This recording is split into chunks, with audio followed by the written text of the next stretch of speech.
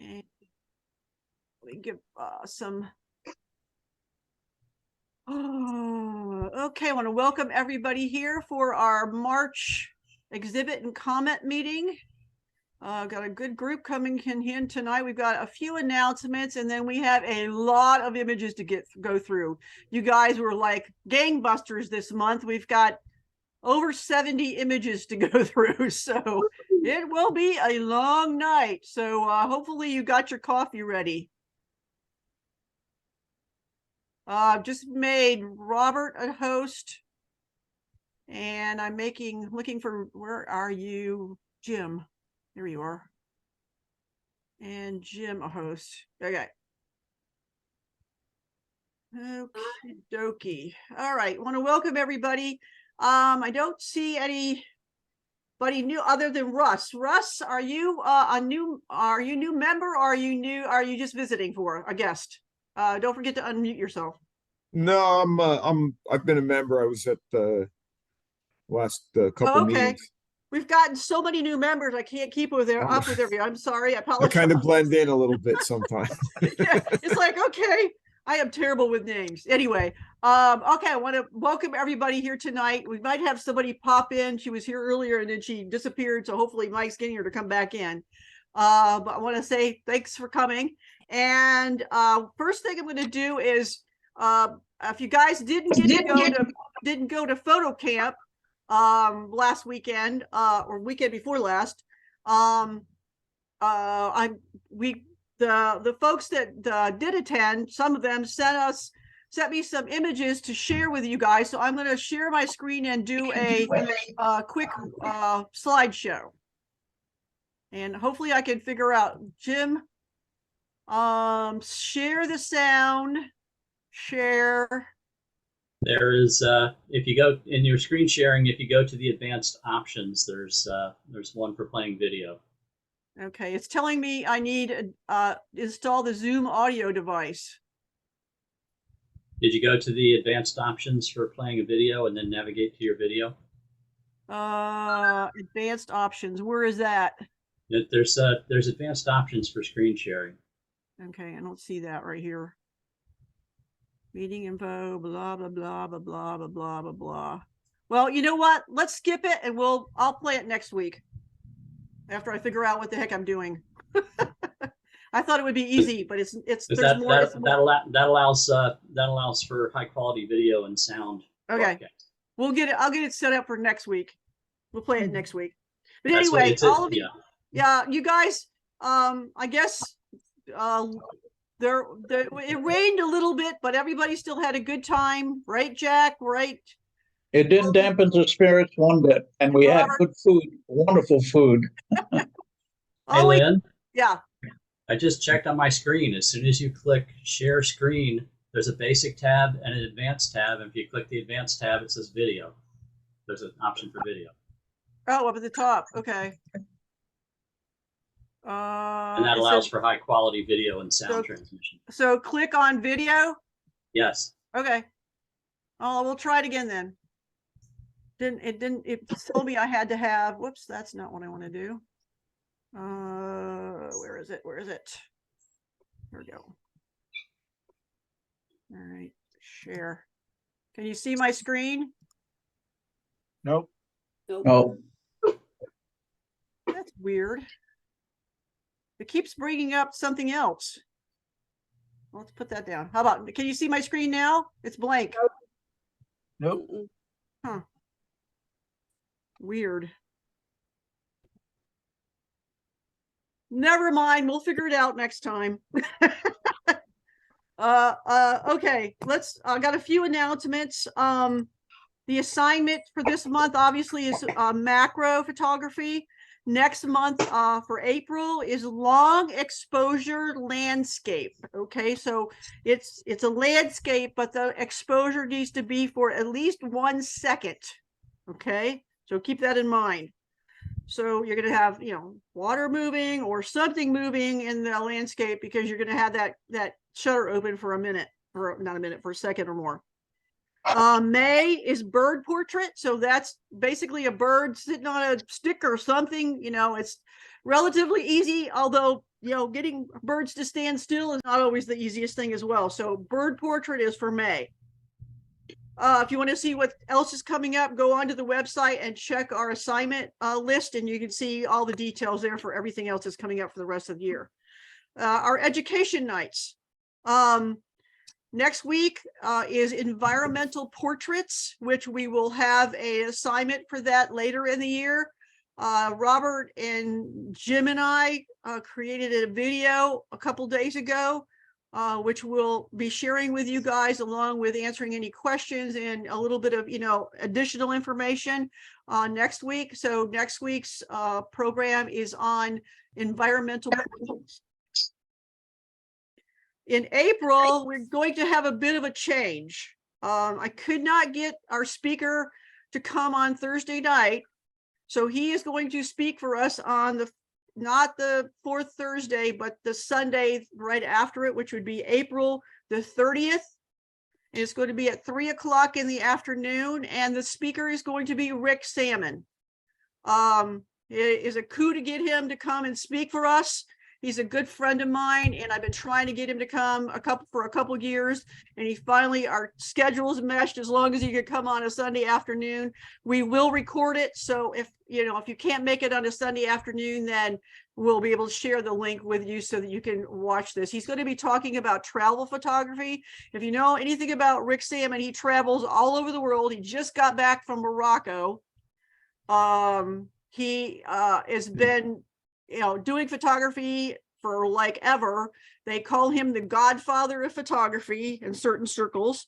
He does a lot of classes for Kelby Media, which is based here in Tampa. And he's written over 40 books. So he is a very well-known photographer. His background actually when he was younger was in marketing. So he's out there a lot. You'll see him just about everywhere, but it's Rick Salmon is Sammon, and is in Nancy. So he will be our speaker in April. In May, back on the regular schedule on Thursday night, the fourth Thursday, we will have Joshua Cripps, who is one of the young up-and-coming photographers out there. He is a landscape photographer, and he is going to talk to us about telephoto landscapes. In other words, it's not the big epic landscape. It's taking something out of that epic landscape and zeroing in on it with a long lens, like 200 millimeters or more. So he's going to be talking to us about that. He did a talk about that specific subject out of Chicago last year. It was great. So I figured you guys would be interested in it. And again, that is an assignment that's coming up later in the year. We also have a couple other speakers coming up. I'm going to keep that under my hat for a little bit. But we've got two other really great speakers coming up later in the year as well. So, and I haven't not finished yet, so we'll get some more. Any questions about any of that? I have a question on next month's assignment. Yeah. Does landscape include things like cityscape? Jim, Robert? Yes. Okay, thank you. So any kind of scapey thing but it's got to be that long exposure. Trying to get you out there, most landscapes, you don't use a long exposure unless you're going for something like, running water or, clouds and stuff like that. So it's a little different than the normal landscape. Kind of stretch your creativity here. Outings. Okay. Our next outing is scheduled for April the 1st, which is a Saturday. And this is going to be our one-day Tampa Bay Camera Club, which is going to include everybody. And our outings always are mostly for the people in the Tampa Bay area. We have so many members all over the country right now. We have this was set up for everybody to go out and do something for this one day from 12:01 on the 1st to 12 or 11:59 on the 1st. 24 hours. You go out and shoot somewhere, wherever you are. If you're at home, shoot around your area. If you're out on a trip somewhere, go shoot wherever you are. It doesn't have to be all day long. You could do it all day long if you want, but what we want is five or more, at least 5 images from everybody that goes out and does this, and show us where you are or where you were that day. And please, on your images, when you change the name, change the file name, please include the place so that we know where everybody was shooting from. Ideally, I would like to see the correct date and time on your on your camera so that we know that you shot it on that day and within those time frames. Obviously, there's different time zones, but same 12 hours wherever you shoot it. When you say place, what do you mean? State, city? Well, yeah, address? I would say, city, or, like in Tampa, it would be a little more local, more specific. But if Okay. you're shooting in Denver, Colorado, that's good enough, but if you're in Tampa, let's be a little more specific. And in terms of Tampa, we've had a little bit of controversy the last 24 hours, but we decided, we are going to do a basically a photo walk starting in Julian B. Lane Park, which is across the river from downtown Tampa. Reason we go over there is because the traffic or the parking is free. And what the plan is to meet around 4:30, and we will be shooting in the daylight only this time. Sunset is not until almost 8 o'clock on that date. So we'll have plenty of time to shoot, and then we're going to go eat. And the reason why we will not be shooting at night is because they've come up with this new rule that you have to have a permit in order for a group of people to be out there with tripods. Are you serious? Yeah. That's ridiculous. So it's geared more towards professional, videographers and people like that. But they're, because there's supposedly going to be a group of us, they're giving us I contacted them today, and they're like, it's a group of people and you need it. So we're going to try to look less like a group as we possibly can. So we shouldn't all dress alike. Tripods seem to be the magnet that pulls the police officers in. So we don't have any big long lenses or any tripods, and we should be fine. And I've never taken a long lens to downtown Tampa anyway. So this is a wide angle kind of place. So that's kind of the plan for that. Then we'll probably go from 4:30 to maybe 6:30, 7 o'clock, and then we'll go get something to eat someplace. And there's plenty of places along there, that area to eat. And, is this on the 1st, did you say? Pardon? This is on the 1st of April? 1st of April, yeah, which is a Saturday. Plenty pot of work. And- Parking lot, there's 2 parking lots. Which one are we gonna meet at? Yeah. Well, there's the one that comes right in off of North Boulevard. But there's also, I don't know if that's going to be full. There's the one that's over by the basketball courts, wherever we can kind of converge somewhere in the middle. That's what I was going to ask you. Yeah. And where in the park? Because that's a pretty big park. Well, but you can see across the park pretty easily. Probably right out by, where that kind of weird green sculpture is. It's on the river. Let's congregate somewhere in that area around 4:30-ish. Okay. But yeah, so no tripods, leave them at home. And don't bring any long lenses. And that way we should, and we generally just, disperse all over the place anyway. So it's not like we're all running around in a little group of 20. So You said no tripods? no tripods. That's what's attracting the attention of the enforcers of the permit stuff. So, But I thought that you could shoot in the daytime. what? No, we're going to shoot only in the daytime. No, I know, but I thought that the permit came in at night. No, it comes for anytime. It's Got for it. any Okay, time. sorry, Lynn. But yeah, but Okay. the tripods seem to be the attractor. Okay, got it. And I can clarify, actually, because I've had to get permits before. I've gotten permits plenty of times for things, and there's nothing new. It's only that the city has decided to step up their enforcement. Right. They require a permit for professional photography or videography, or any photography activity that the city deems is creating an impact on city property, and they deem large groups to be having an impact on city property.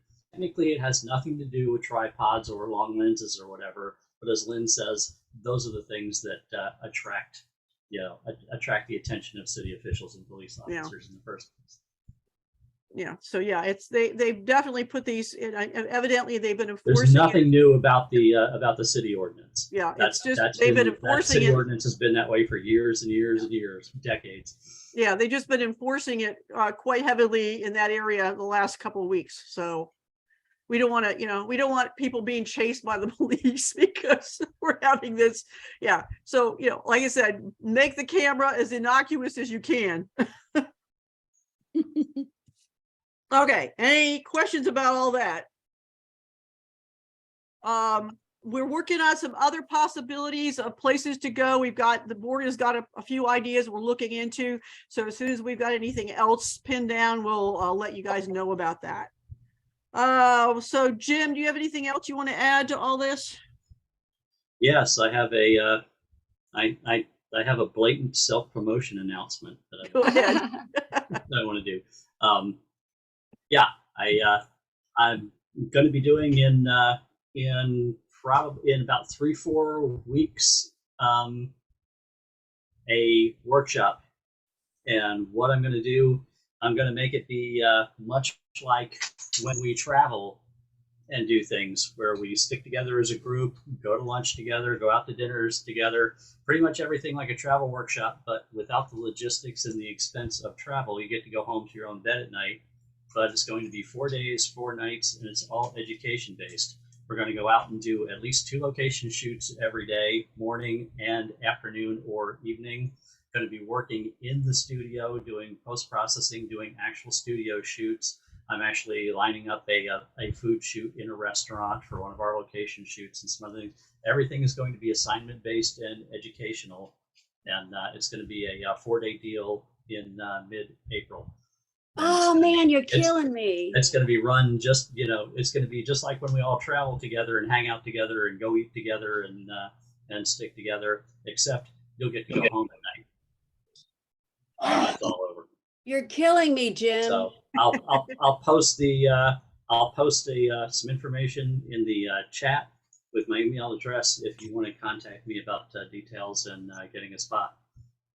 Can I beg you to do it in May? I'm having surgery again in April. Oh my gosh, every time I schedule something, you schedule a surgery. I know that. You can't do it in April. You're killing me. You're going to have to give me your medical calendar. Yeah, man. We could You're photograph killing her me. surgery. We could I'm photograph. Yeah, there you go. I have my other knee replaced on the 5th of April. Please Nope. do it in May. Maybe. Well, if it's popular enough, I'll do another one because it's going to be limited number of spots. So there would be no reason why I could not do it again in May. Yeah, that's good. Humbug. And Robert, what about you? You got anything to say? No? Anybody else? It's gonna be a long night. And so Yes. I as mentioned earlier, please be patient. Okay. Please. And our guest, Pam, she did finally come back in. Pat. And so she's got herself muted and we don't have a camera, but we'll say hi to her and hopefully she can hear us. Hopefully you don't get too bored. We got a lot of images to go through. So we got a lot. What we normally do is we judge everything very quickly. And then we get into the comment section, which is the educational part of all this. So thank you for joining us tonight. I'm glad Mike got you to come back through. Okay, so let's go ahead and get started. Kathy, you ready? I guess. Okay, and just try to get them to me as quick. I don't rush, but we want to get through them as quickly as we can. Okay. Right. All right, I'm going to try to share my screen again and see if we can get through here. Why is this basic? All right.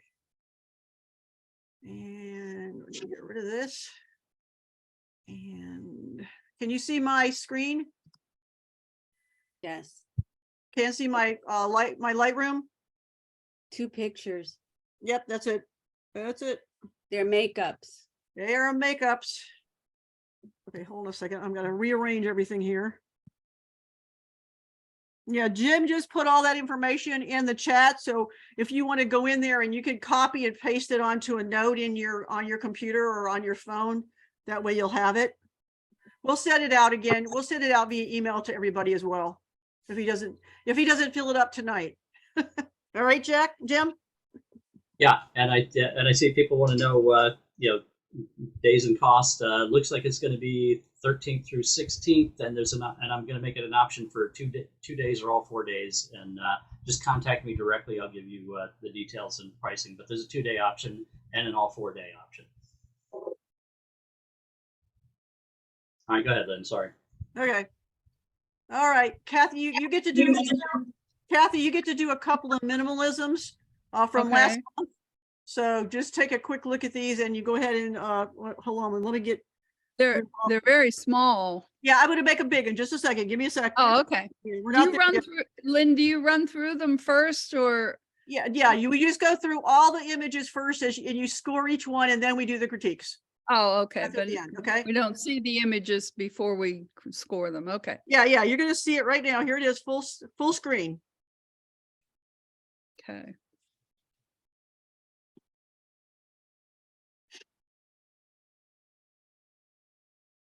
And this one's called Alone.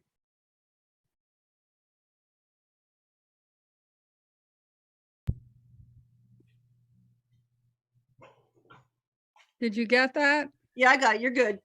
The Okay. score is 24.2, and it's a Lee Wins picture. And the next one is called Standing in the Cold.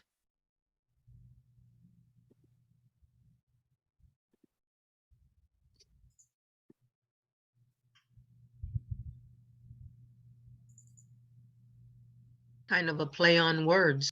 Yeah. Score is 23.1, and that is Lee Wins image. Okay, that's all for makeup. Next is the assigned. This is called Speckled Tiger Lily, and it should have been marked as altered reality. Did you forget to mark it altered reality? Or No, did she the didn't. artist forget I to didn't. mark? They didn't put it in there as altered reality, I don't think. Okay, yeah, because I obviously saw that, and then I was Yeah. wondering when you said Yeah. it was supposed to be whether No, it I was would you think that left I that didn't off hear. or I the didn't. artist that left that off. Yeah, I didn't really look at them that closely. I just I had so many to do this time. I just quickly put everything in. Oops, that didn't work. Hold on a second. Come on. My iPad has been giving me fits. Sorry, lately. what part of this is altered reality? Yeah, that's what I was asking. It's the texture. texture. Okay. Oh, that was added? Yeah, Okay, yeah, cool. texture. Yeah. Interesting. So this is a score of 22.1, and that's Sherry Halstead's image. This one is called Oil in Water.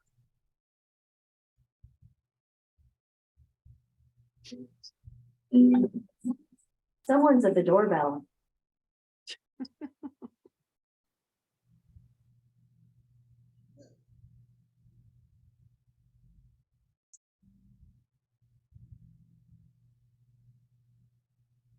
Score is 22.5, or excuse me, 23.5. That's Helga Jackson's image. Next one is Heart of the Flower.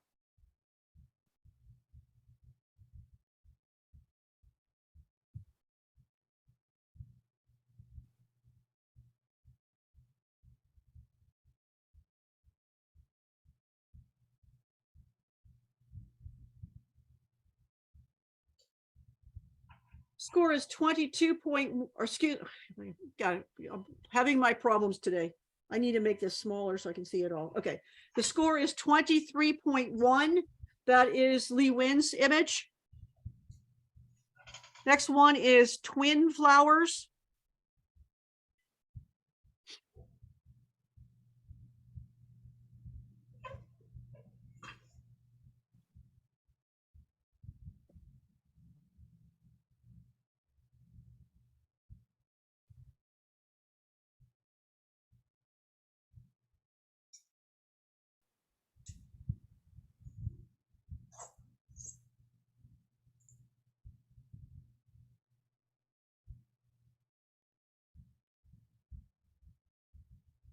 Score is 22 point, excuse me, again, 23.6. That's Lee's image.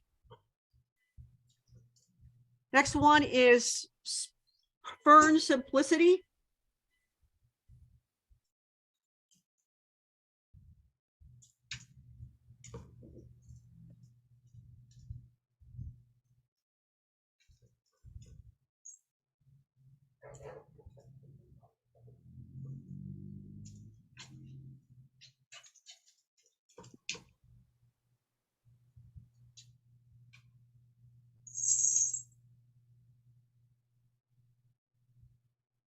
Score is 24.1. That is my image.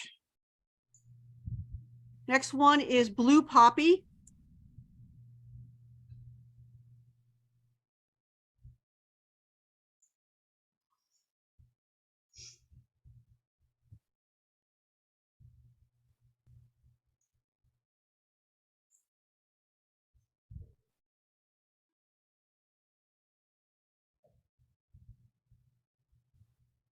Score is 23.3. That's Lee's image. Next one is Let's Play Catch.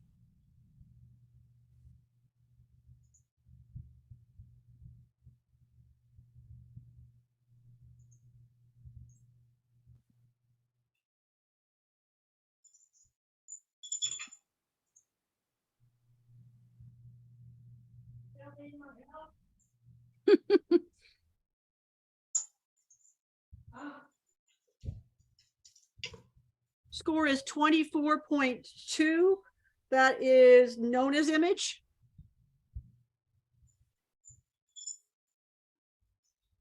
Next one is Walking Iris.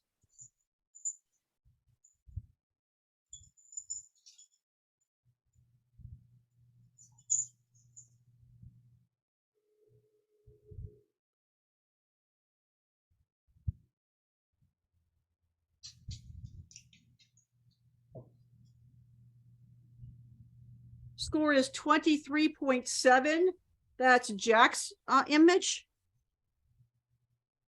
Next one is Bold Bromeliad.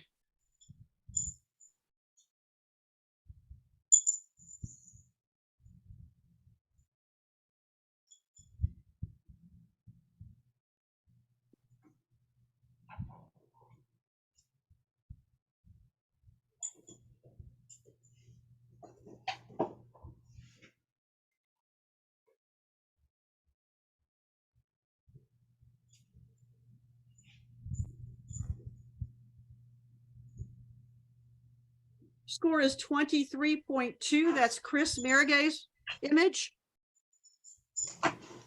Next one is Eternal Beauty.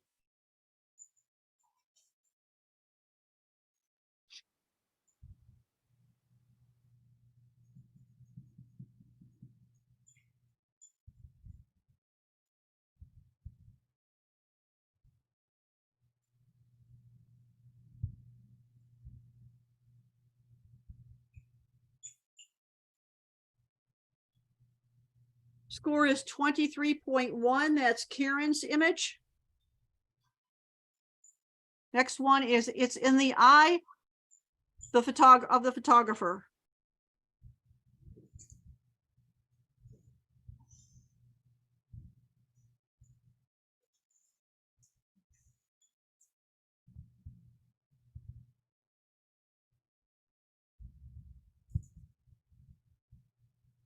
Score is 23. That's Valerie's image. Next one is Buckeye Sprout.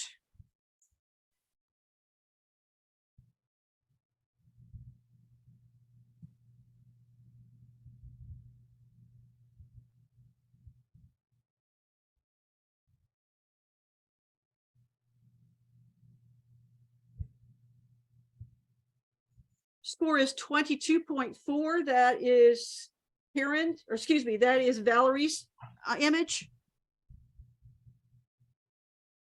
Next one is the Orchid.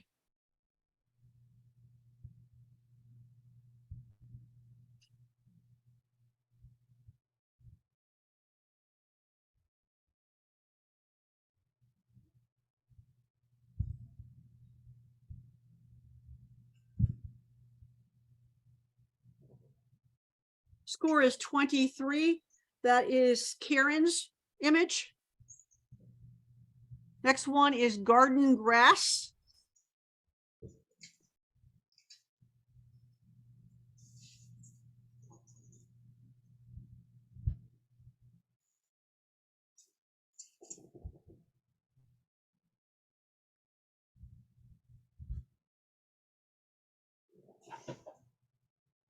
Score is 23.7. That's Rod's image.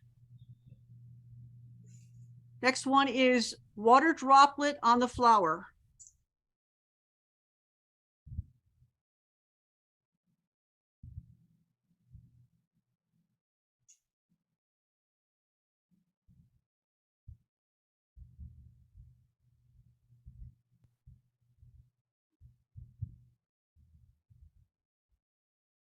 Score is 24.2. That's Lee Wynn's image. Next one is ready for my close-up.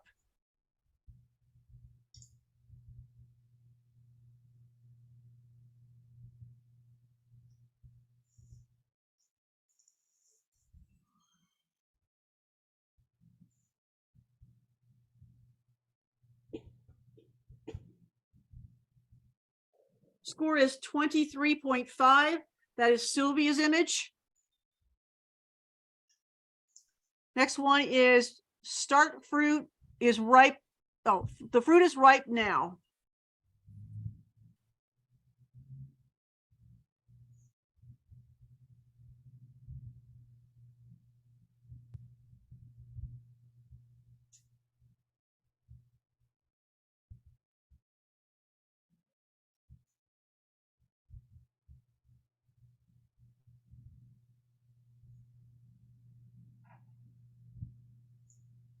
Score is 22.2. That is Fong's image. Next one is hanging by a thread.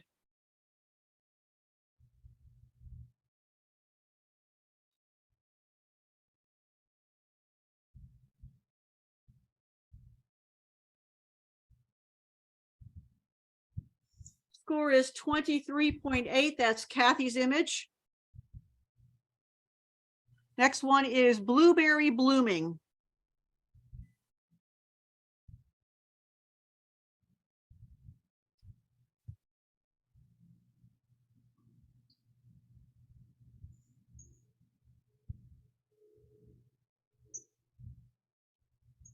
Score is 22.9. That's Fong's image.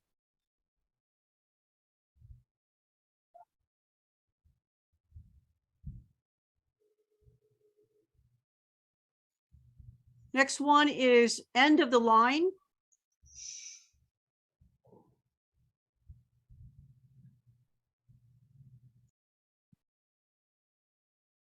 Score is 23.5. That's Kathy's image.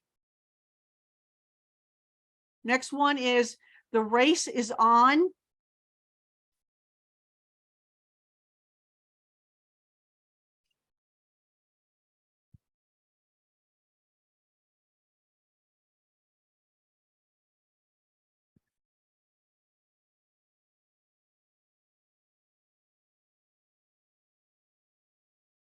Score is 22.5. That's Chris's image. Next one is fuchsia camellia.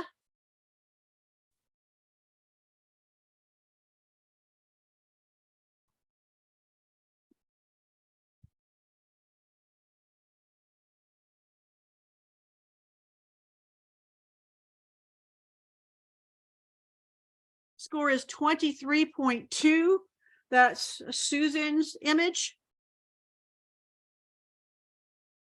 Next one is tree bark abstract.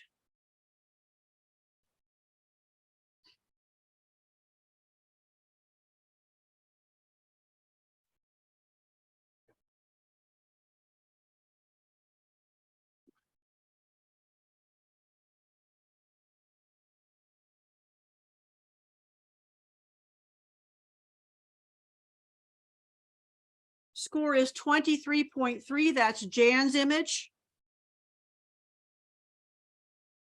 Next one is Orchid Lady.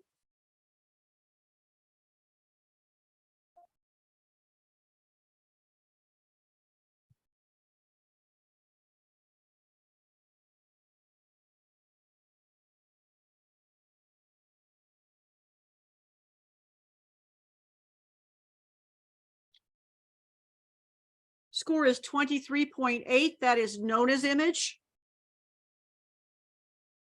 Next one is Gossamer Feathers.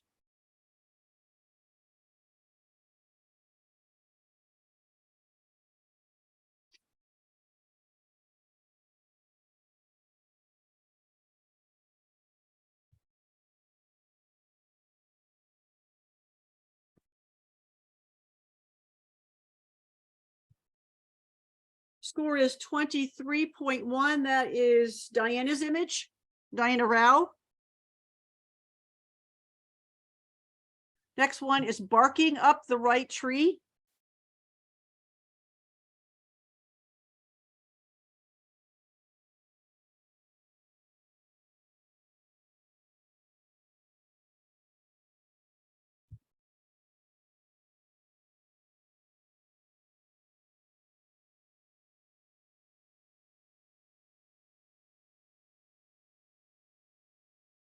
Score is 23.8. That's Jan's image.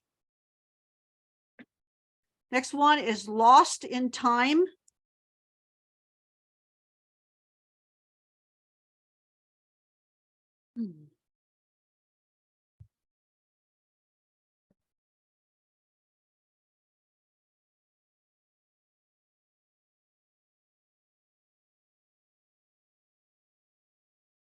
Score is 23.6. That's Rod's image.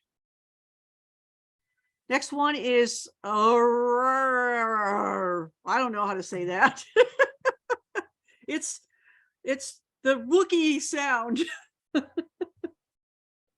Hey, Lynn, Diana put that in strictly because she wanted to hear you say it. And Sure. she's not here to enjoy it. Oh, But, darn it. she was hoping you'd commit, and I think you did. Thanks. Thanks, Tom.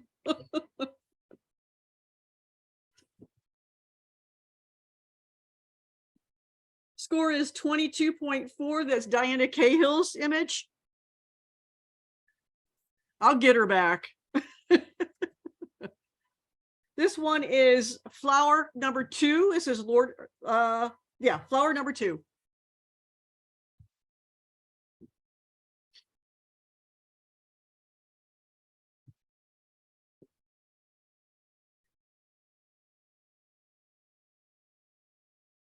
Score is 23.5. It's Lourdes's image. Next one is Colorful Clips.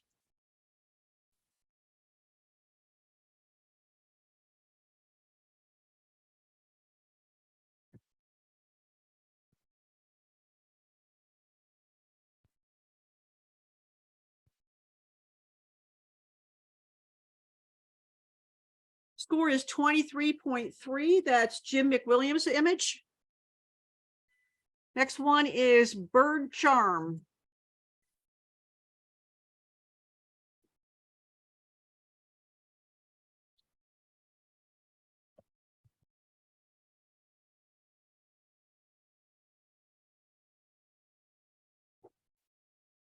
Score is 22.2. That's Diana Cahill's image.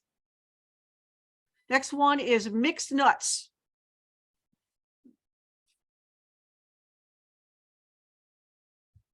Kind of like a description of our group. Wake up, people.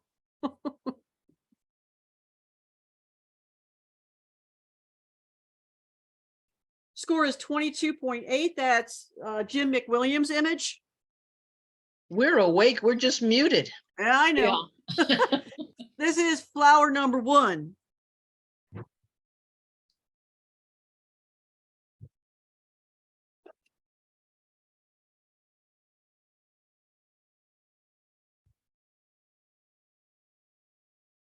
Score is 23.9. That's Lourdes's image. Next one is What's Inside a Compact Flash?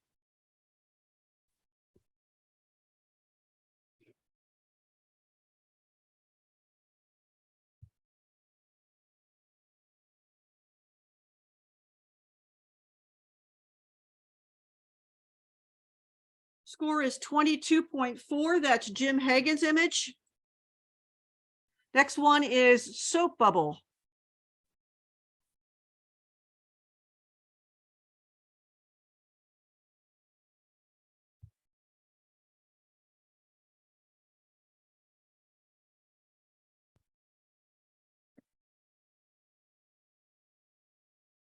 Score is 22.7. That's Helga's image. Next one is multi-platter disk drive. Try saying that fast 3 times.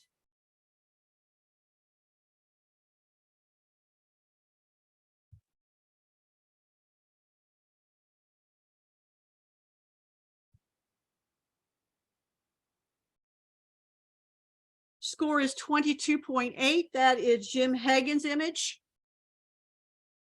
Next one is Stamen.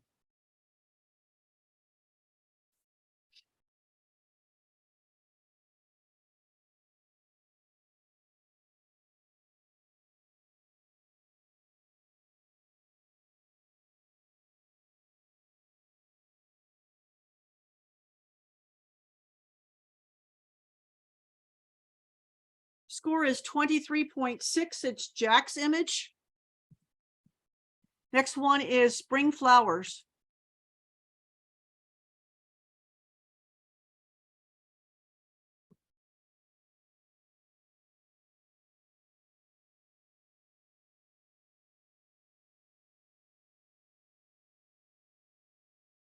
Score is 21.9. That is Diana's image, Diana Rao.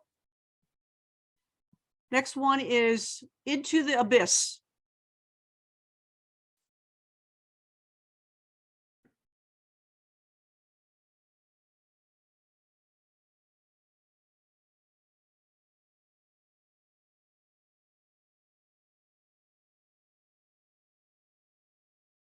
Score is 23.8. That is Sylvia's image. Next one is Lizard King.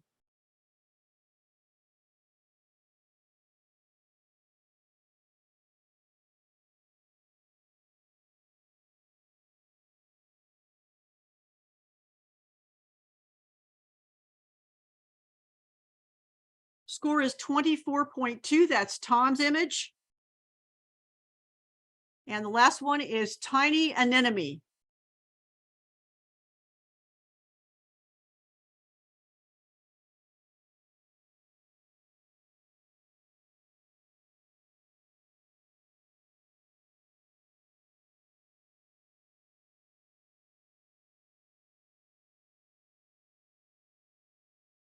Score is 23.3, and that is Tom's image as well. Okay, that's it for assigned. We're going to go straight into our generals. Take a breath, a deep breath, Kathy. You're doing fine. Okay, this is general, so obviously it could be anything. So anyway, the first one is Sunrise over Dead Horse State Park.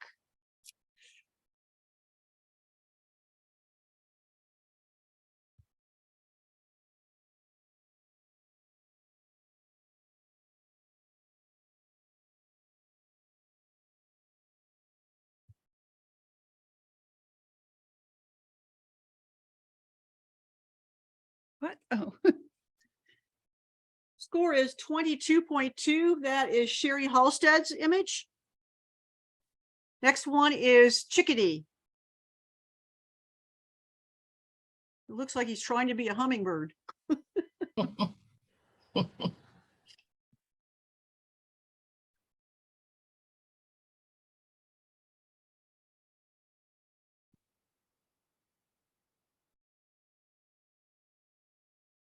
Score is 22.5. That image is Diana Cahill's. Next one is Rodeo Clown.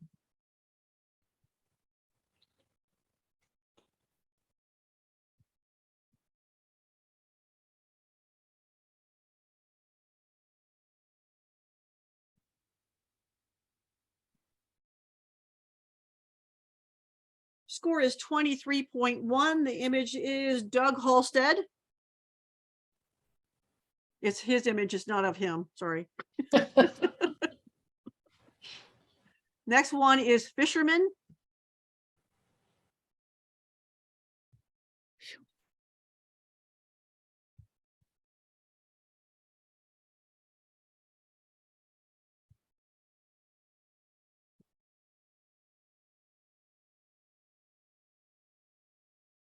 Score is 22.5.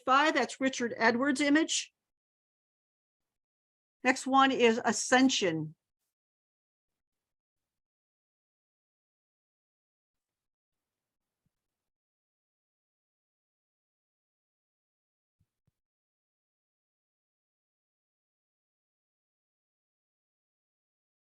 Score is 21.8. That is Dom's image.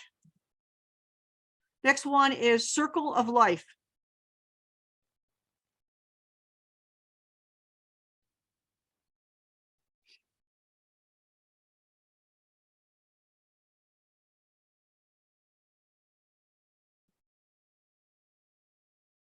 Score is 24.1. That's Diana Rao's image. Next one is fall in northern Wisconsin.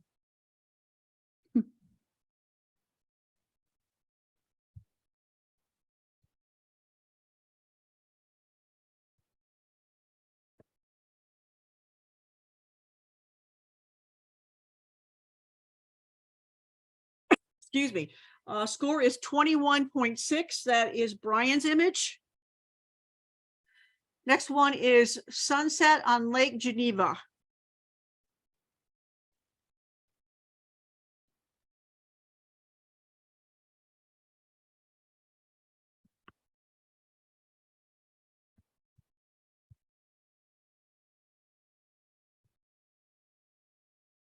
Score is 22. That's Brian's image.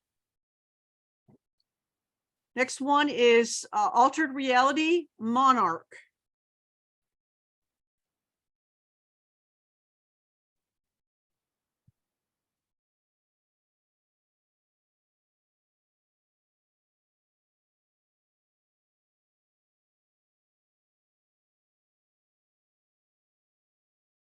Score is 21.7. It's Chris Margay's image. Next one is out for a morning bite.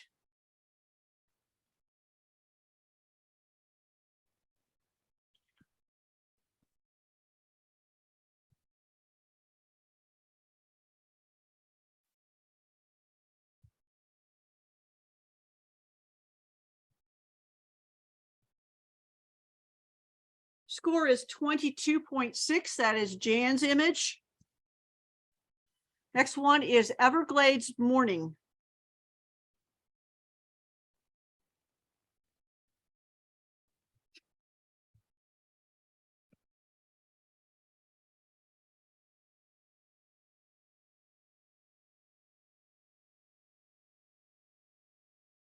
Score is 22.5. That is Jack's image. Next one is Little Red Riding Hood.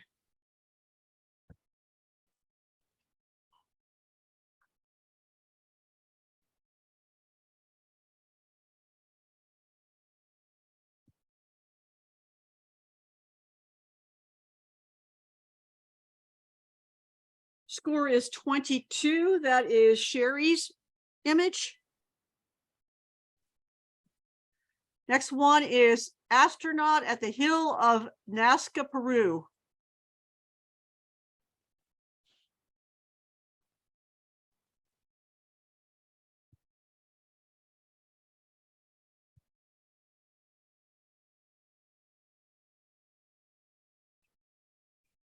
Score is 22.1. That is Fong's image.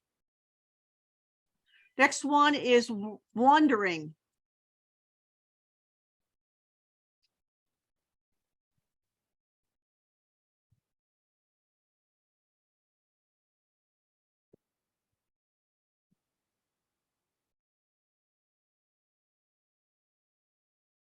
Score is 21.8. That is Jim Hagen's image. Next one is basket weaver.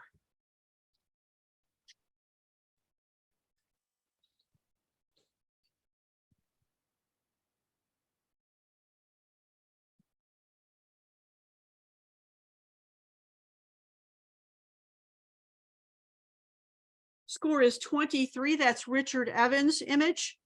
Excuse me, Richard Edwards' image. Next one is Lowland Fog.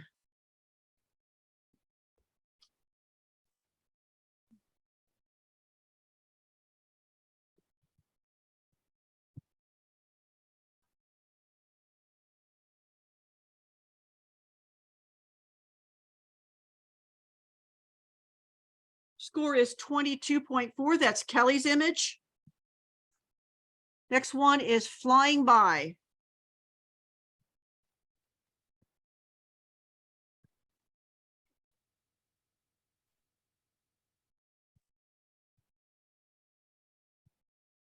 Score is 22.4. That is Kathy's image. Next one is Sierra.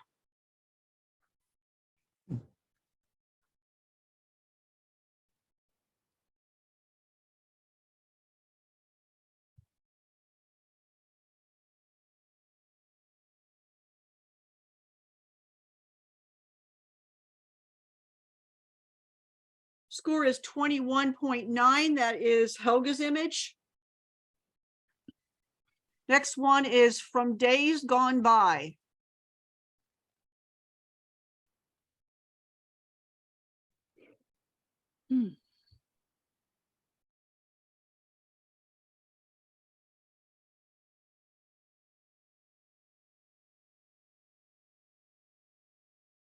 Score is 22.9. That is Karen's image.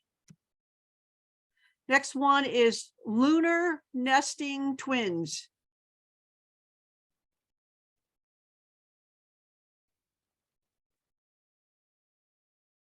Was that possibly labeled altered reality, Lynn? She did not name it, label that, but I assume that it is. Yeah, it looks like it's been Oh, it mirrored. obviously is. Yeah, it's okay. been mirrored. Yeah.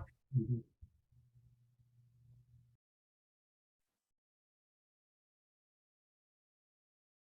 How can you guys tell? It's exactly the same. The two birds are. The moon isn't, but the birds are the same bird. Oh, man. It's the same bird horizontally flipped and superimposed. I'm such a sucker. I was trying to figure out how they did that. They had those birds really well trained. Hey, you know, like my hats were off to them. They would have gotten 100 from me. 20. The score is 22. Choreography. Yeah, 22.3. It's Noda's image. See, that's why I don't judge. The next one is Lone Tree.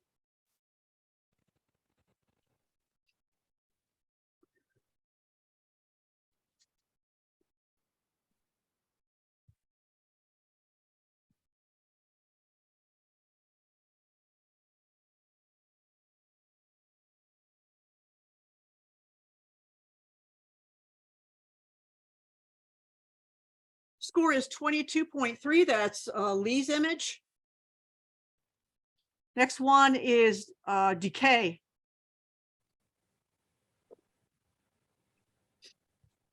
Lynn, what was the one for Lee, please? Lone Tree. No, the one that the preview. What was Lee's score? 22.3. Thanks.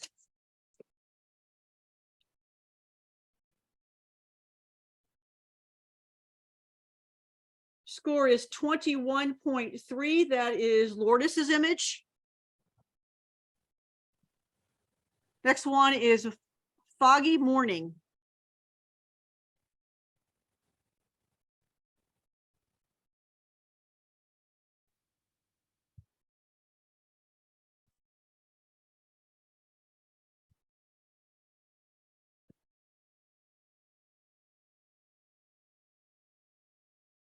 Score is 22.2, and that is Lee Wynn's image.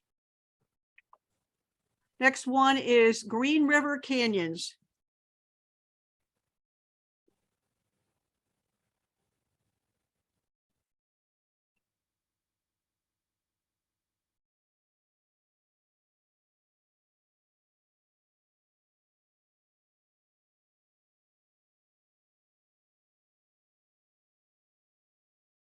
Score is 23.4, and that's my image. Next one is, oops, I think I made a wrong turn.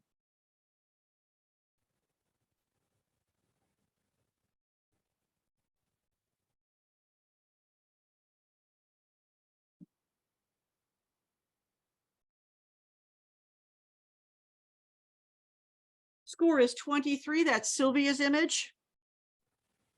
Next one is Nature's Abstract.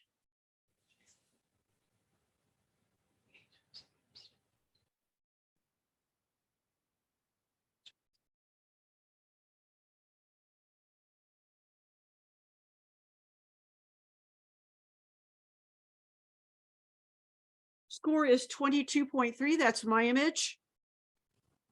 Next one is Beauty in the Pond.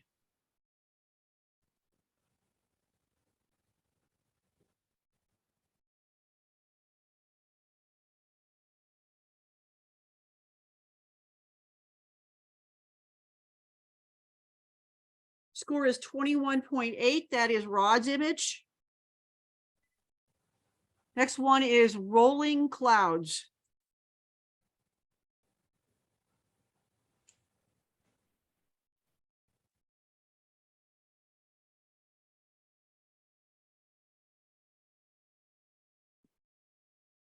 Score is 22. That is Kelly's image. Next one is Nuns on the River.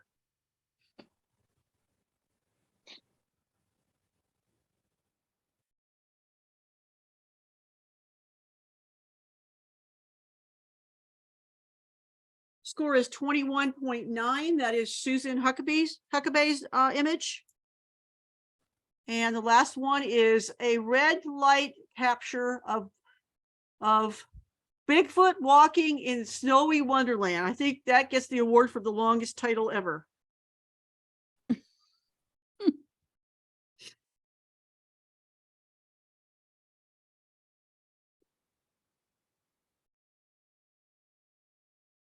Score is 22.1, and that's Valerie's image. Okay, let's take a 5-minute break. Get back here at 8:05 and we will start the comments.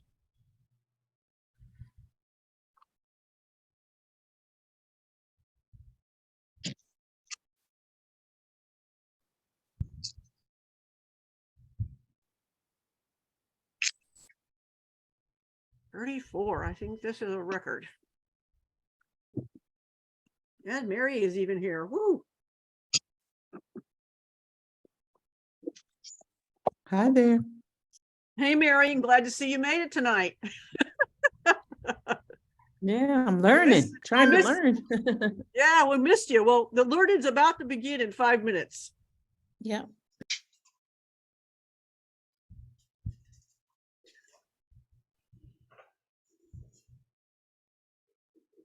Tom's out of the hot tub. Now he's eating. With his thumb in front of the computer, in front of the camera. Hey, can I ask Having some ice cream. about tonight's assignment? What? Go ahead. What I have on my background now is a bunch of M&Ms. I didn't use these because I tried to use 2 or 3 instances of food. But now these are brand new out of a fresh bag, and you can't see it in the frame right now. But if it was full screen, there were little tiny flecks of schmutz all over the M&Ms. And it looked terrible. And it wasn't dust. It wasn't, I mean, that's how they came out of the bag. I think it was, one of the candies had broken and it just got all over everything. It wasn't expired? No, I don't think so. I guess I could go look. That's what I was gonna say. They're old. Yeah. That's why they look like that. But They're this old. happened with other things. This happened with, I had some rigatoni pasta and it just looked, looked like there was just gunk all over. Yeah, it's just That's what happens when you get really all close. all the rough handling of the bags and the friction, all the microscopic particles of the candy shells, coming off, or the pasta, microscopic flakes of the pasta rubbing off with friction. It forms actual food dust. It's food particle dust. is what it is. Yeah, and that I think that would be a good description of it. I mean, the image itself came out okay, you know, for a macro image, but the stuff looked like crap. Well, it's just you're not used to seeing things that close, you know? Yeah, believe me, I know from doing close-up food photography that a lot of times you actually have to dust your food to photograph it. Oh yeah, that is a fact. Okay, thank you. Yeah, we never really look at our food that closely. It's probably a good thing. I'll bring these for the next meeting. I'll bring the dessert. I'll bring the dessert. Thanks, Jim. Just we want old M&Ms. Oh yeah. What else did I have? I had something else.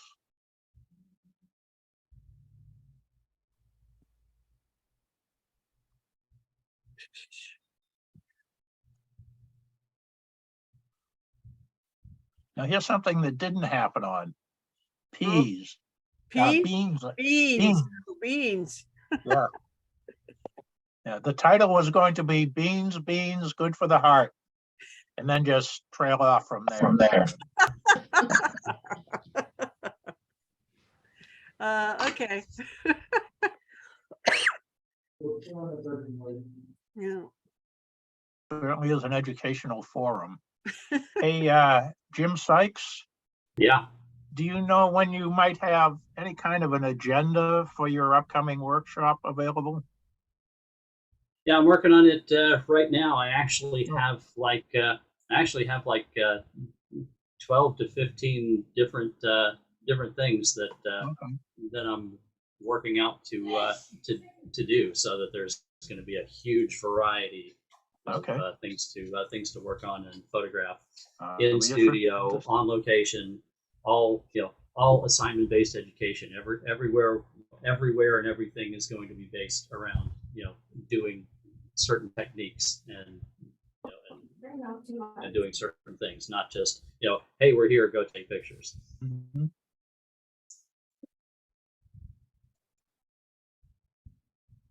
So there will be something every morning, and then during the daytime we'll be having lunch and doing in studio post-processing things, as well as in studio shoots.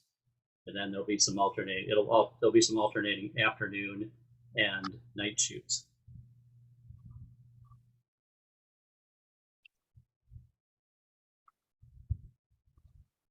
All right, it's 8:05. We got a lot to get through, so let's get started.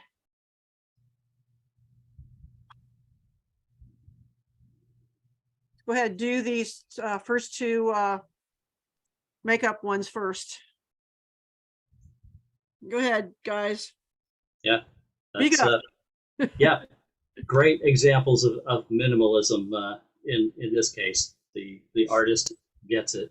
Yep. This the soft pastel hues in this are gorgeous.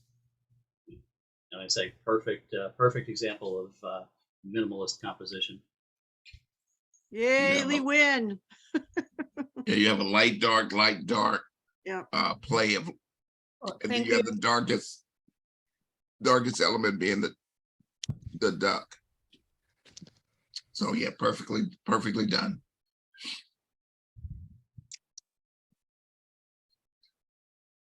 This is beautiful too. Yeah. It would have actually gotten even a higher score from me had the details in the snow been taken out. Lower right-hand corner and left-hand side, those details grabbed my attention. Had it just been pure white snow with with just those trees and the little grasses sticking out in that one clump as the detail, it would have definitely scored better. The detail in the snow is distracting from the minimalism of the composition. Do you see those, Lee Win? Yeah. Okay. Yeah. I was thinking have a little texture, so I didn't take off. I mean, actually, it's HJ running through the snow. Look at all those darn footprints. Don't forget that. Okay, Awesome. thank you. Okay, let's get through these. Okay, and I'm going to preface tonight's discussion by saying two things. Number one, can you tell how red my forehead is from banging my head against my monitor while I was scoring these macro pictures? And you're going to hear me sound like a broken record tonight and say over and over again, it's a really nice picture, but it is not a one true macro, which is what this assignment was. In the I'm past, gonna owe Diana in the 20 past- bucks because we had a bet. this was Hey, gonna Thomas, can you mute your microphone, Thomas? Yeah, in the past we've done close-ups. We've allowed close-ups in macro, but this whole assignment was true macro, one-to-one macro, and it was one-to-one macro. Do not crop your image, and a lot of people didn't get that. The other question I have is it the nature of macro that most of the photograph is out of focus? No. That's a technical constraint that occurs with macro. Depth of field diminishes. It diminishes. Tremendously as you move your sensor closer to the image that's being focused. The closer you become to the image that is being focused, actually the front element of the lens, pardon me, the closer you get to the image that you're focusing on, the greater the depth of field diminishes. So that when you're doing one-to-one macro, even at high f-stops, f16, f22, f32, you have very, very razor-thin depth of field. So the answer is yes, it is the nature of macro to have most of it out of focus. Unless you're focus stacking. No. Yeah. Or unless the object you're focusing does not have depth and the object stays parallel to your sensor. There actually is an example of that in here tonight. So not necessarily, Brian. It depends on the depth of what is in your scene. So Jim, are you saying you don't think that this is a macro? Absolutely not a one-to-one It macro. was taken with What a is a- macro lens and it was. It doesn't. and it was, Yeah, but one-to-one macro means that the image is imaged at one-to-one on your sensor. I don't know what that means. I'm pretty darn sure that this flower is larger than the physical dimensions of the sensor in your camera. No, it's taken as a close-up with the macro. It's taken as a close-up with the macro lens, so I don't know what you're talking about there. One-to-one macro means that it's imaged at exact size that it is, or larger on your sensor, which means everything within your frame has to be smaller than the actual dimensions of the sensor in your camera. So like I said, I've seen a lot of flowers and things tonight that I absolutely know those flowers are larger than the sensor that's in your camera. Okay, Jim. Now you'll see some where it's like the very center of the flower, very tight in. Those are one-to-one.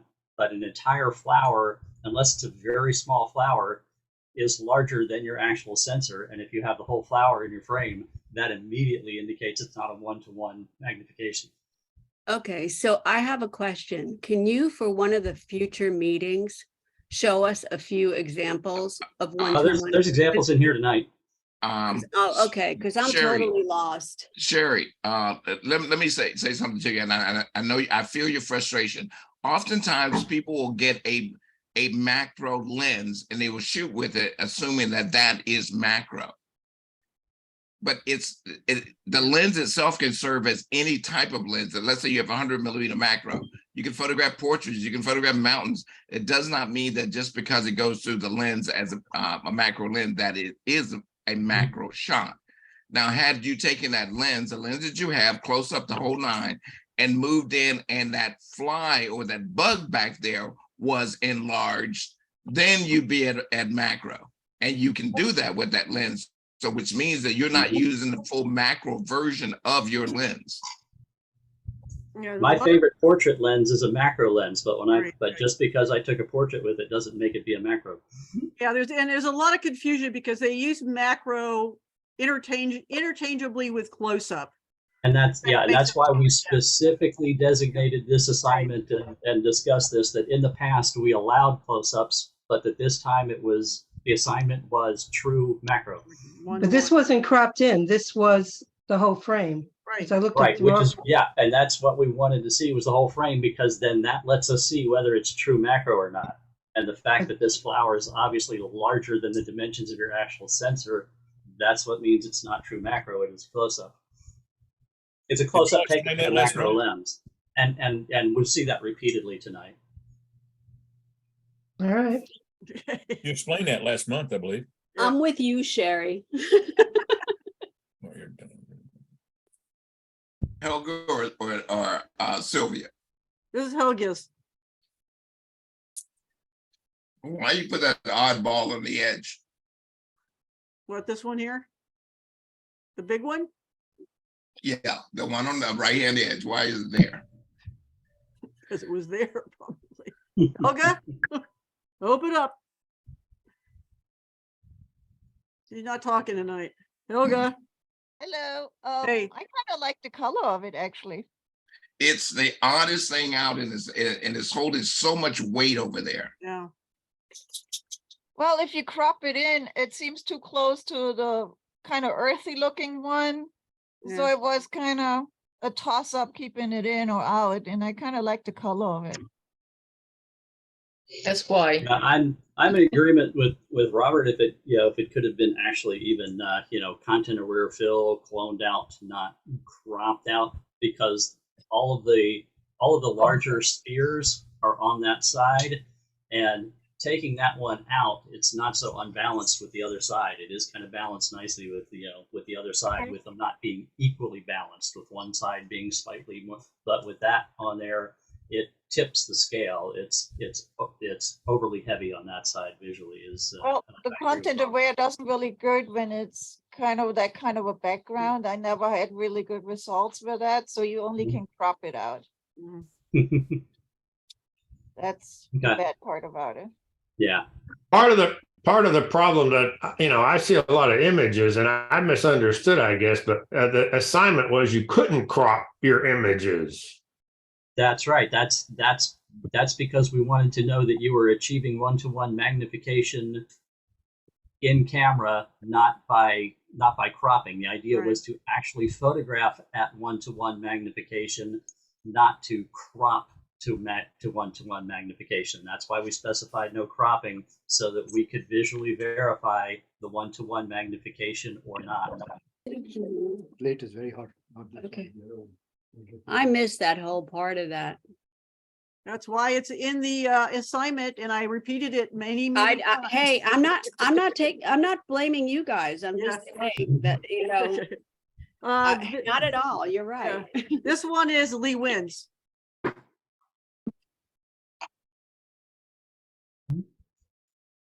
Guys, hello. We're getting there with this one. Okay. It's tight on the top of the composition there.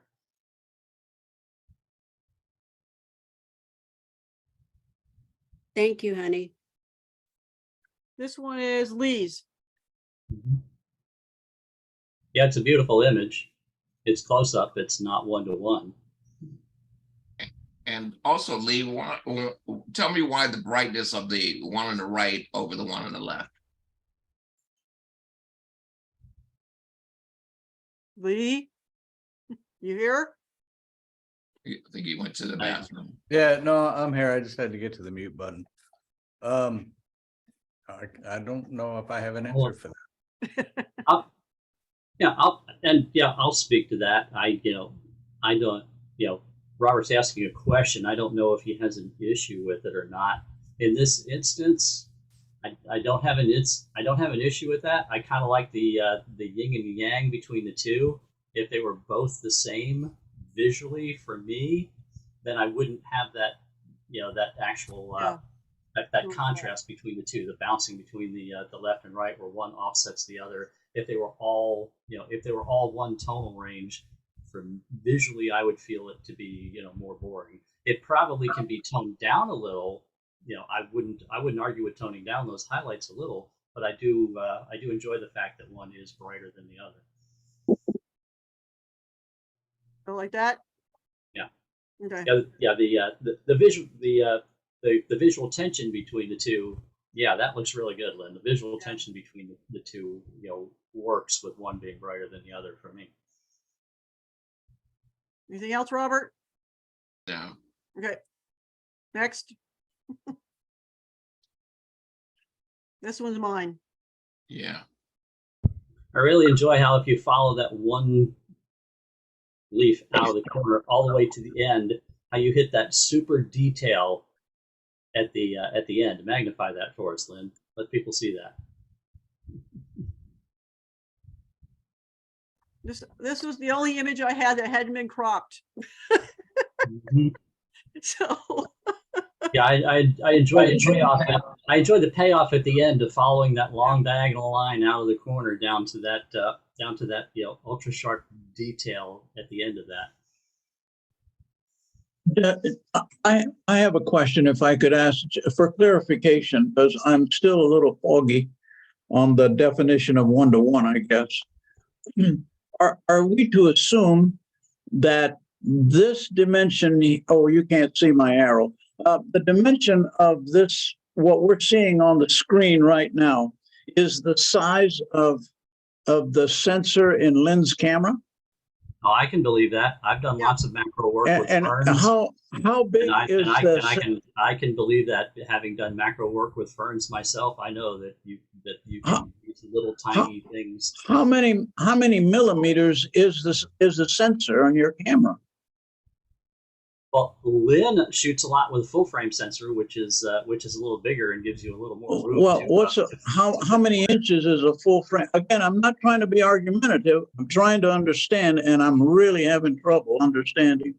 If the sensor is 1 inch, for example, is that a reasonable size for the sensor inside of her Nikon camera? And then, therefore, is this 1 inch of this whole this flower here, these reeds that we're seeing here, ferns rather, is this 1 inch? A full frame sensor is 24 millimeters by 36 millimeters. Well, okay, I've got my millimeter scale right here, and that's not quite an inch. So you're telling me then, the way I understand it is that we can only focus on 24 millimeters of this fern. 24 millimeters high and 36 millimeters across. You are absolutely right. That is one-to-one macro. And that's what this fern is, that small that it fits in that dimension. I personally can believe that, having done macro photography of ferns myself. I understand, but that's what we're supposed to take away from here. That we've got to keep. That's right, and that's why I say when I see it, and that's why I say when I see like an entire azalea or chrysanthemum or something on the frame, I absolutely know that flower is bigger than a sensor. Yeah, but when I see in some of these the very, very center of a flower fit in there, and some buds of a flower, yeah, I can believe that some of those are the dimensions of the sensor. Okay, thank you. It's a very tiny fern, very, very tiny. Thank you.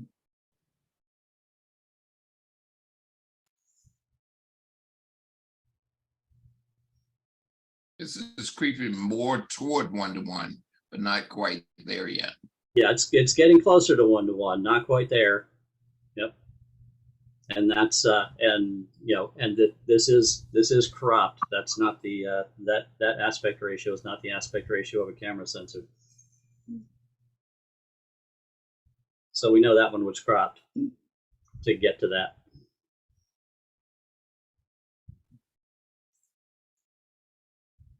That's Jim, that is cropped because the whole flower isn't there, or could it's square? No, I'm talking about the aspect ratio. That aspect ratio is not the aspect ratio of a camera sensor. It's square. That's square.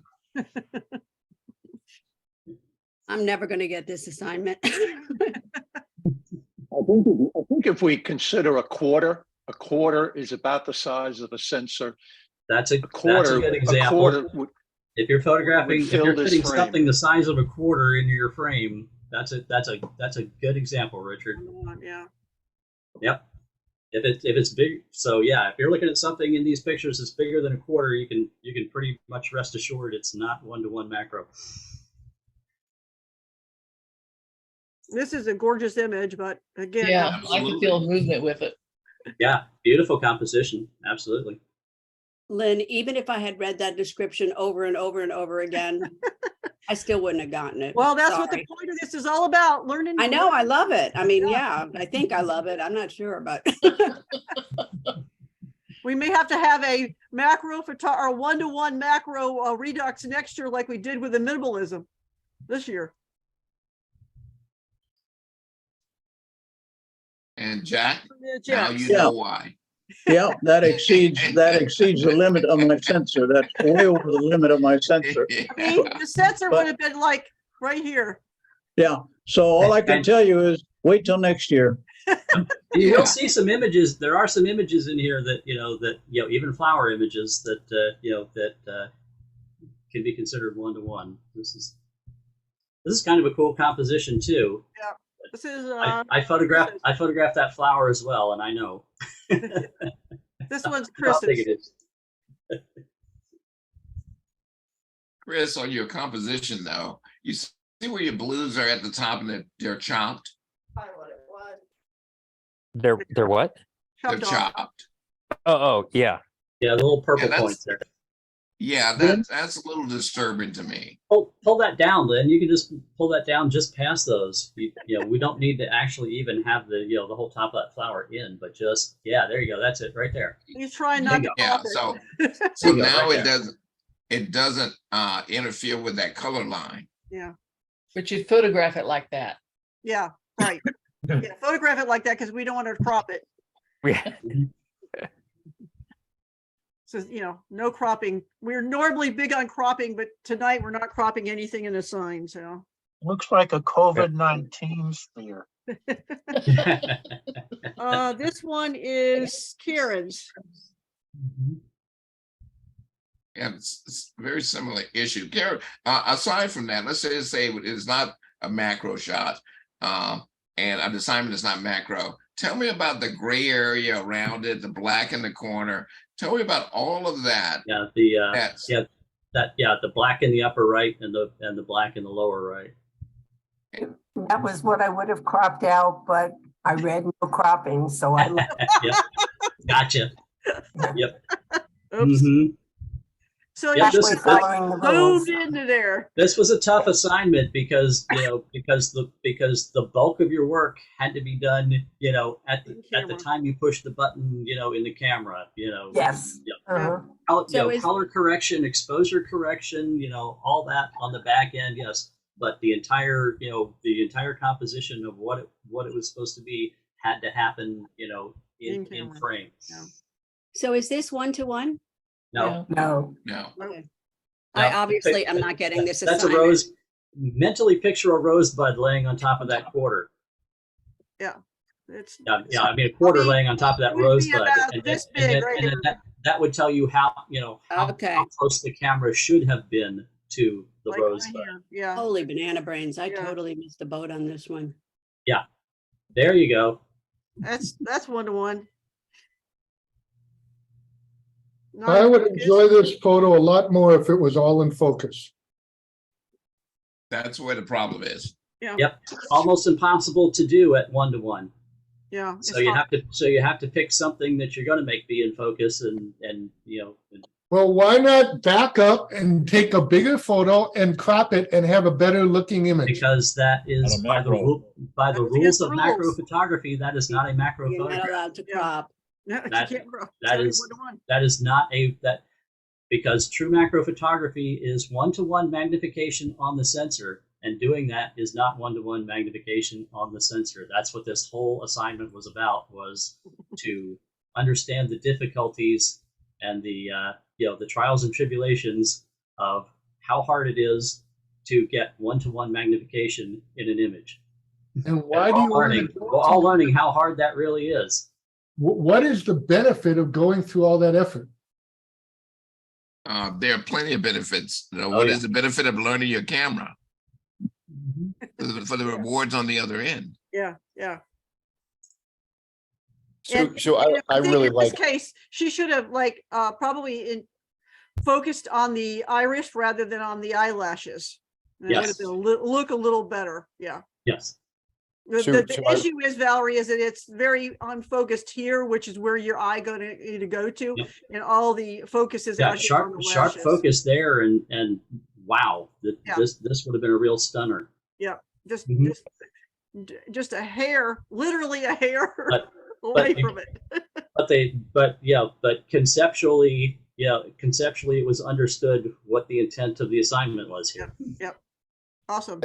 I'd like to make a comment about the like what's the point of the macro stuff, because I really like macro.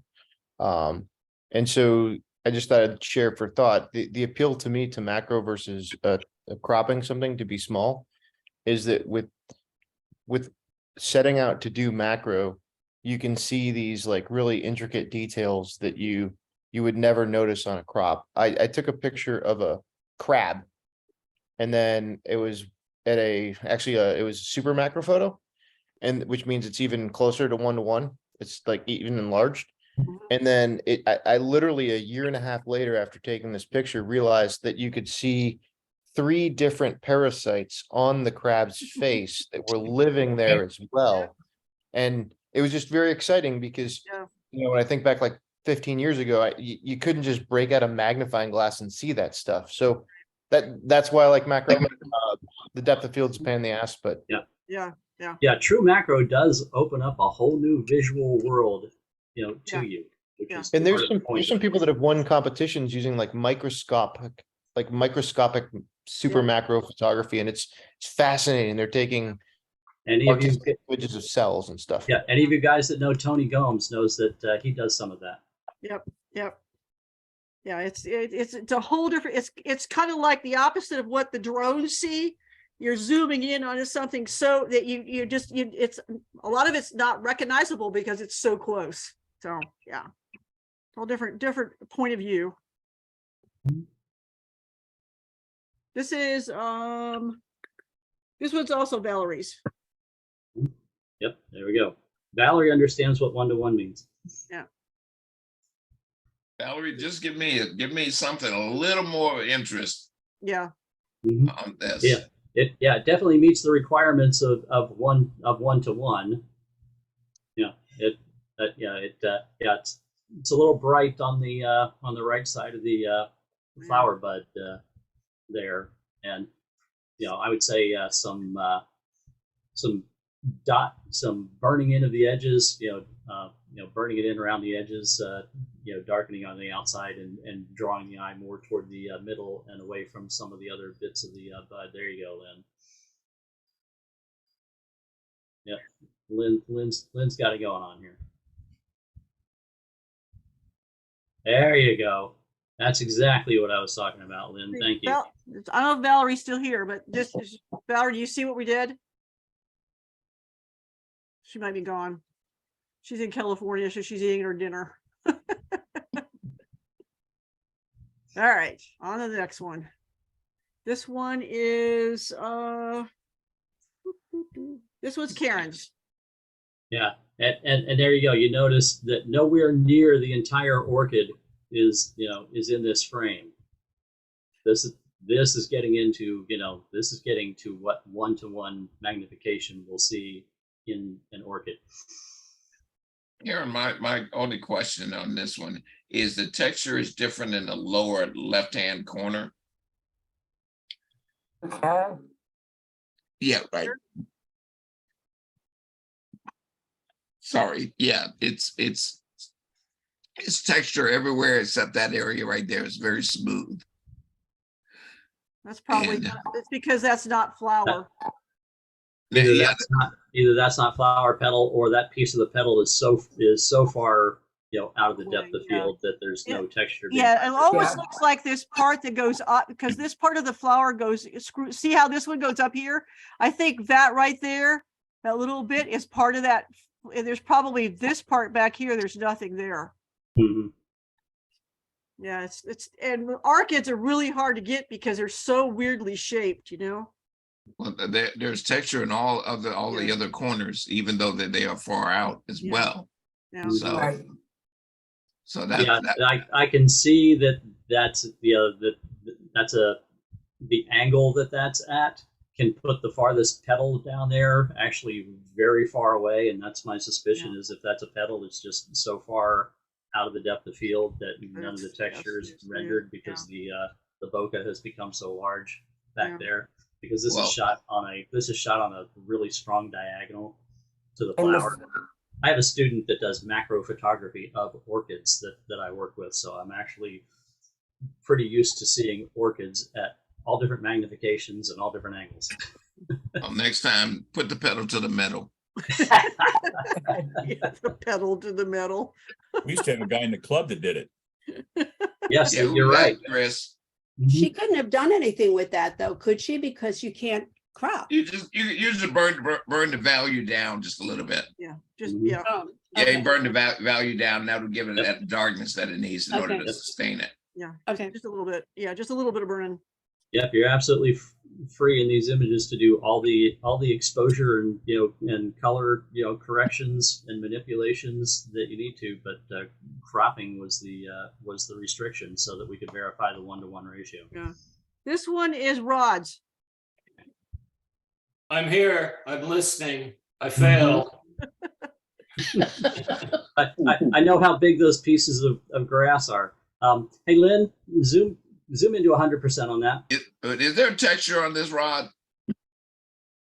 You mean the background or? Yeah. Yeah. It was a black background, not anything extra. Was that a fabric background? It was. Yeah. Okay, that's where the texture is coming from. You do have a lot of hot pixels on your sensor. Yeah, I noticed that in a couple of his shots. A lot of what?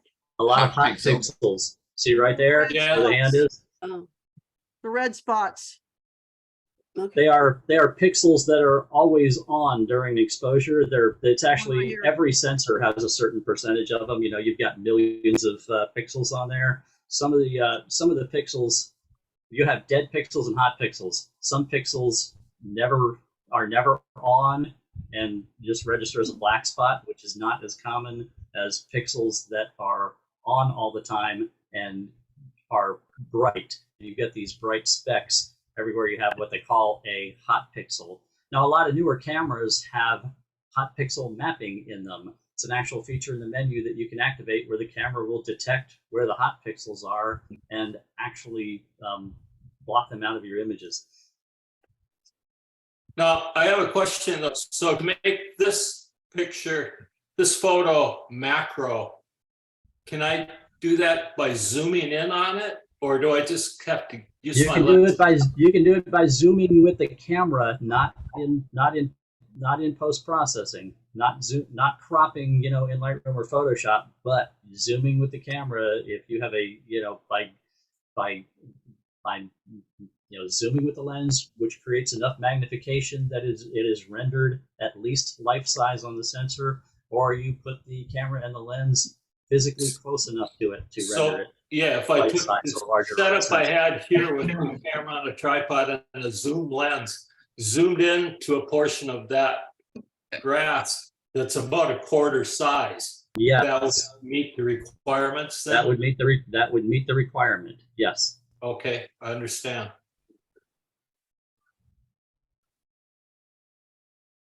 This one is Lee Wynn's. We're running into the same issue, but I'm curious about the separation on the right-hand side of this deal here.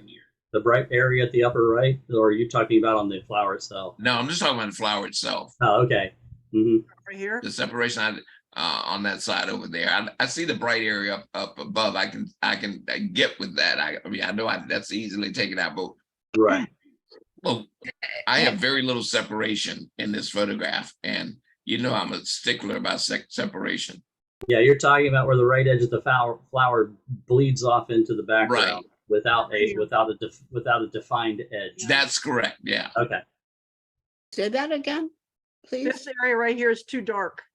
Okay, yeah. Thank you. There's the edge of the flower is is not defined. It's not separated from the background, but Robert is saying that the shadow Got it. on the flower itself bleeds off into the background without defining where the flower bud is.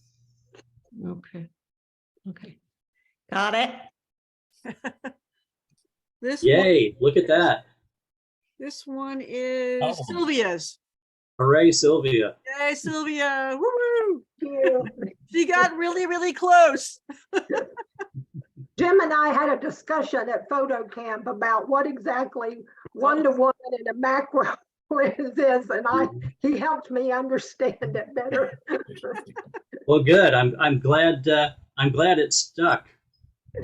Yeah. And people, please, this is all about education. When we post the assignments, and you read the assignments, if it says something that you don't understand, for God's sake, ask us for help.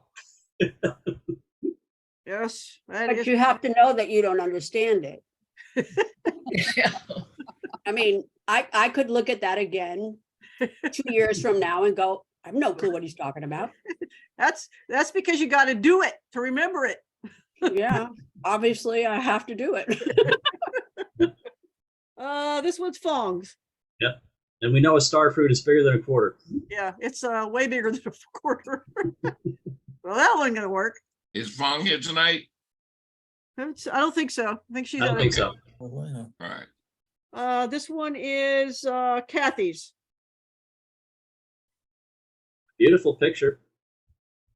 The background, foreground, magenta, purple combination is just, I mean, it's on point, but you ain't on point. I'm getting that. It's it's, like I say, it's it is a lovely image, and I see a lot of things in here tonight that just kept reminding me of my favorite Rolling Stones song, "Dead Flowers." Well, they have more character than Mhm. normal flowers sometimes.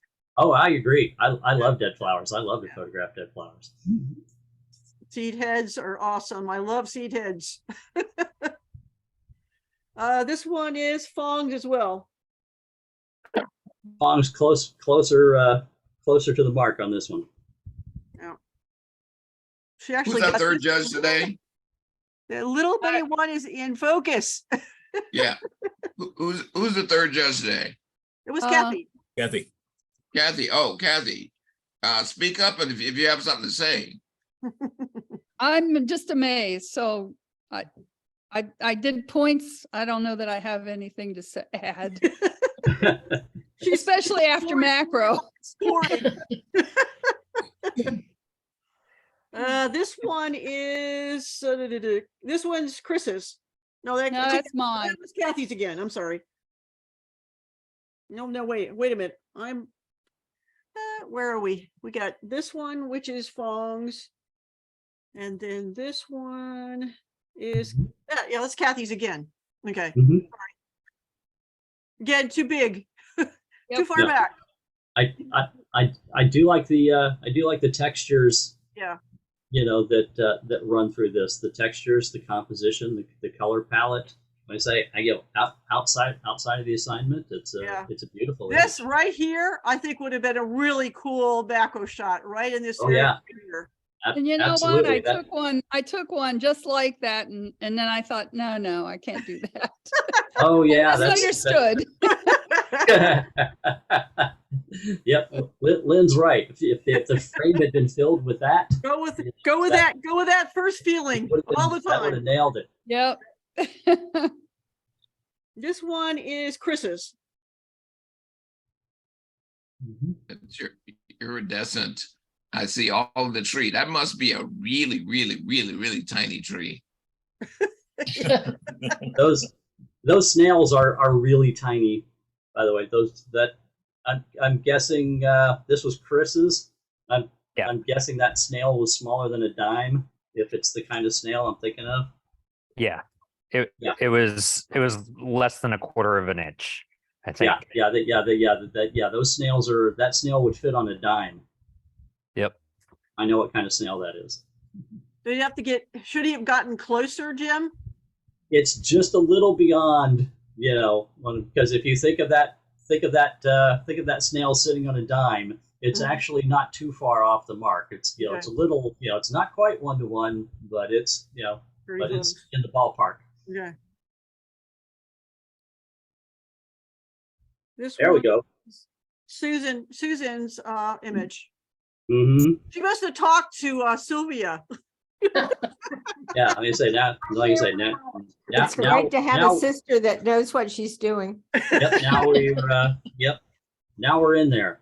Now we're where we need to be for true macro. Yeah. Yeah. Like you say, when you're doing if you're doing 1-to-1 macro of flowers, this is what you're doing. You're never, unless it's some of those little itty bitty micro flowers, this is what you're going to be seeing in most cases.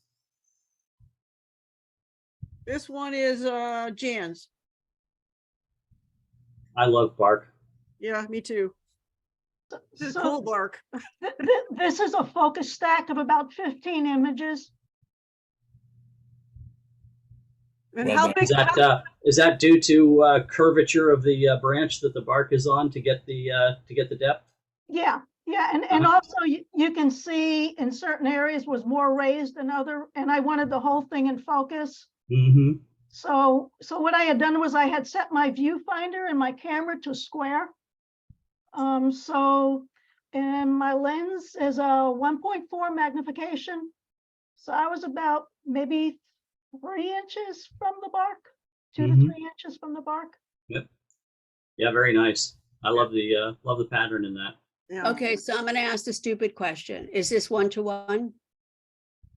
This is one where only Jan can tell us for sure. It is because I don't know that tree. Okay. And we have to rely on her word for this one. I'm still trying to get the definition right, so that's why I'm asking. Hey Diane, I was only like between 2.5 and 3 inches from the tree. So I was really up close to it. And like I said, the lens has a 1.4 magnification. Right. So, and this goes to what Brian was talking about with depth of field, because you were that close, even that close to something, and something, that doesn't have much depth to it at all, you still needed 15 shots to get it all in focus. Yeah. Yeah, because if you notice, I shot it at f/16. Yep. And so that's what I was saying. When you're talking about true macro, as I said to Brian, you're talking about razor thin depth of field, even at high f-stop values. But like I say, the answer to Brian's question was not necessarily, as Robert said, if you do focus stacking, you don't have to have out of focus areas, and that's what you accomplished, technically with what you did here. Right. So I wanted to point that out to Brian to help answer his question. Although all I see is an empty beach in Brian's picture. I don't know if he's listening or not. I am listening. Okay, there he is. This one's Nona's. There we go. That's what you'll see again in an orchid when you get into 1-to-1. Yeah. I just wanted to be a little more defined. What, this part here? Yes. I don't know. Do you do that through contrast? Yeah, maybe. Or on my end, it looks more defined than it does on your end. Use the D-Haze slider, Lynn.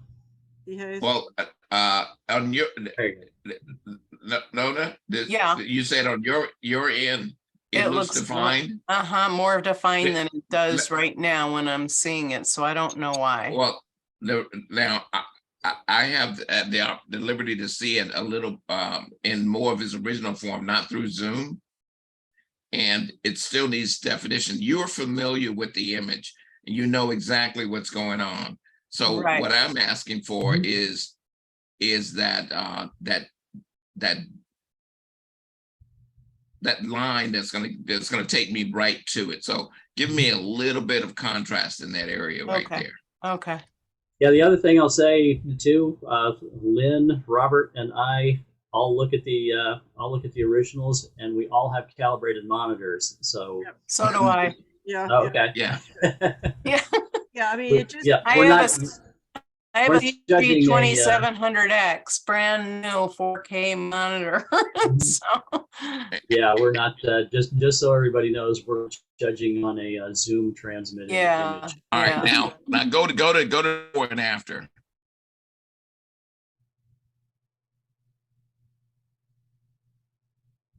And you see that there's a bit more definition now. Yeah, Right, just very right. subtle, and I just used the Yes. use the radio gradient right over the center part, just to give it a Okay. little more zap.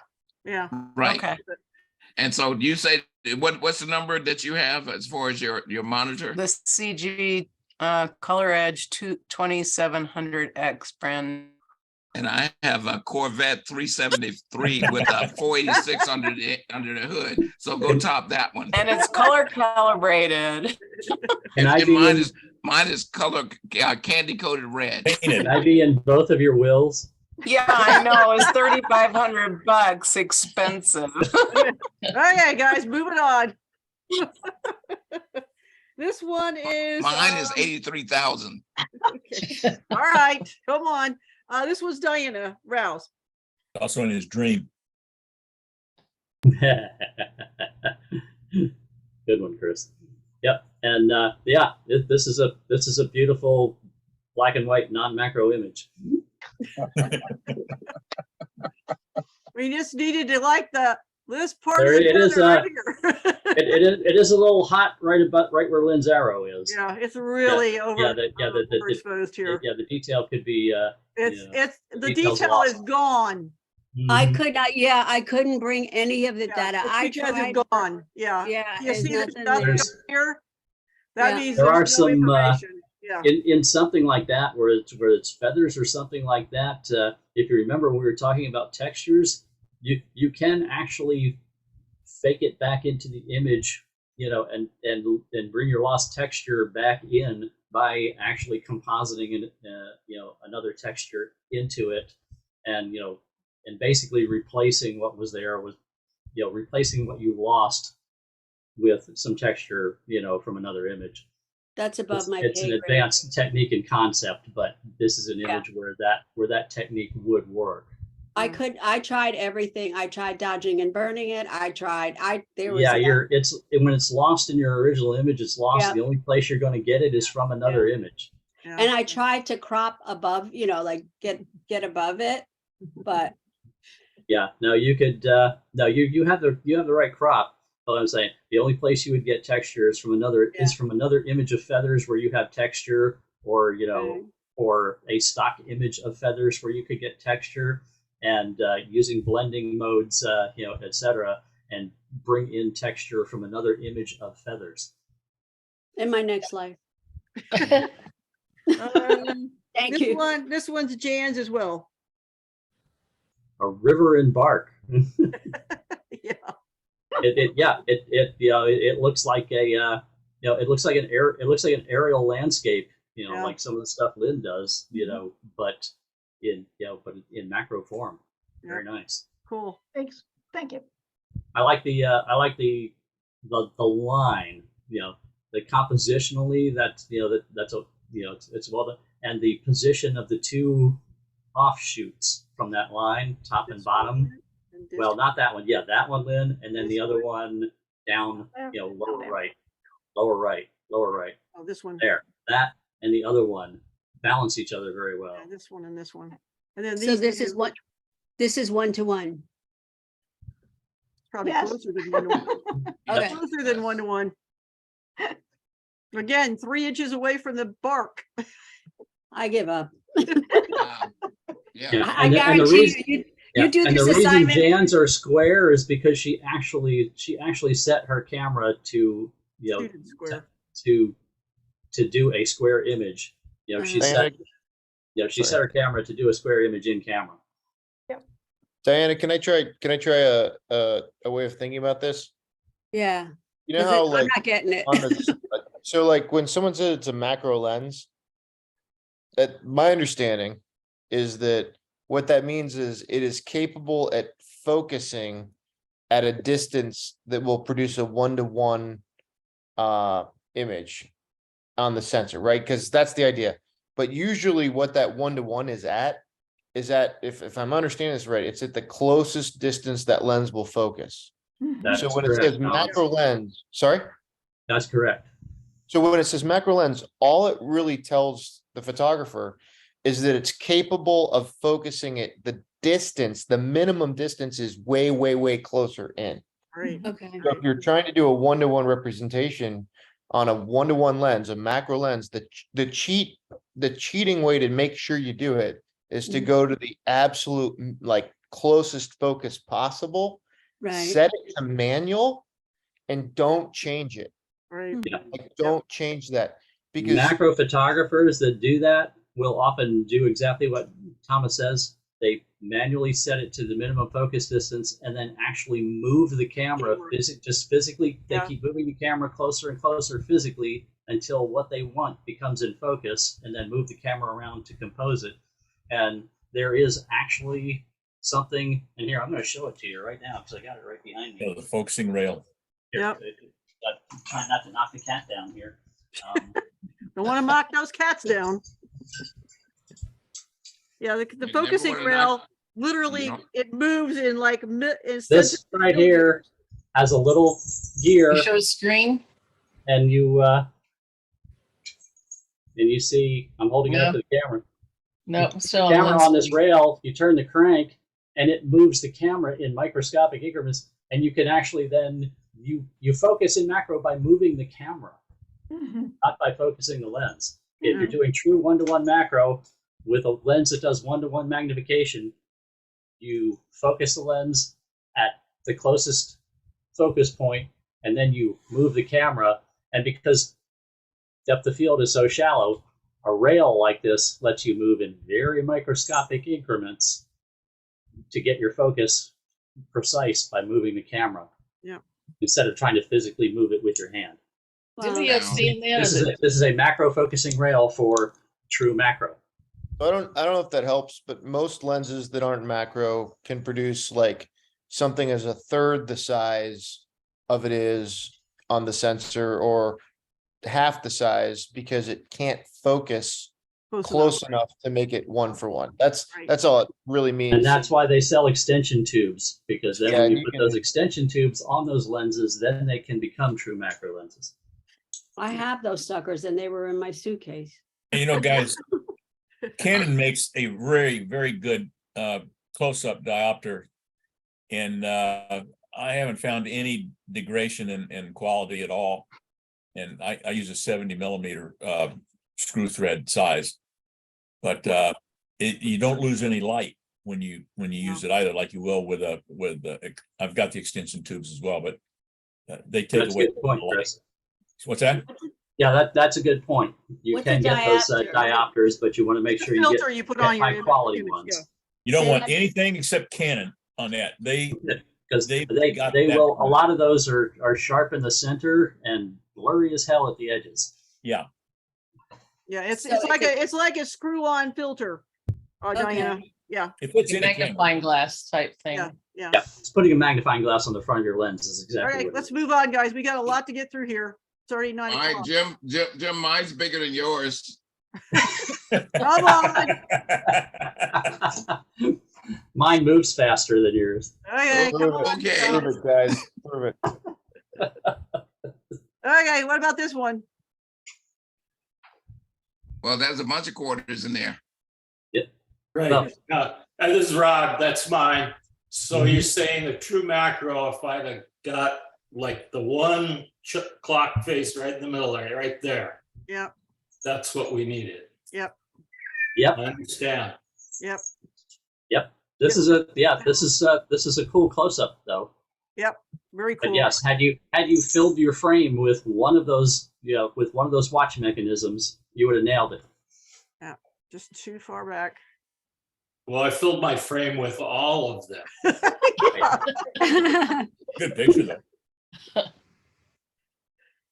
This is Diana Cahill. She's It's a not- fun composition. Yeah, So what was the name of this one again? I'm not going to do it again. Is Diana here? No, she's not here. No, she's in Texas right now.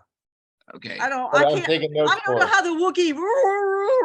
I don't know Wookiee. I can't do Wookiee sound. I'm whatever that sorry. thing is, that you see that camera upper right of his head, that the plant that's upper right, Yeah. there's some separation right there, but look on the right where his mouth is. Oh, There's no yeah. separation between Yeah. those two. Yeah. Yeah, she just, she was Be trying to- aware of that. This is a Wookiee, Robert. This is a Wookiee from Star She Wars. could have Wookieed it over to the right. Yeah, it's a little Wookiee over here, and a little Wookiee over there. Yeah, a little Wookiee between the two. I Give it would've- its own space. I would have sworn that this was a Jim McWilliams shot. I would have too. When you said that other name, I'm like, who? Kindred spirits. Don't make fun of my Wookiees. All right. I'm glad I wasn't the third judge tonight. This one is Lourdes's. Yeah, it's a pretty flower picture. It's nowhere near macro. And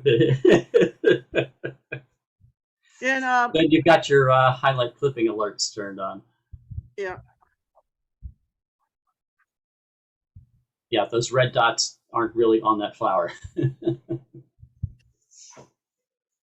it's a little, right.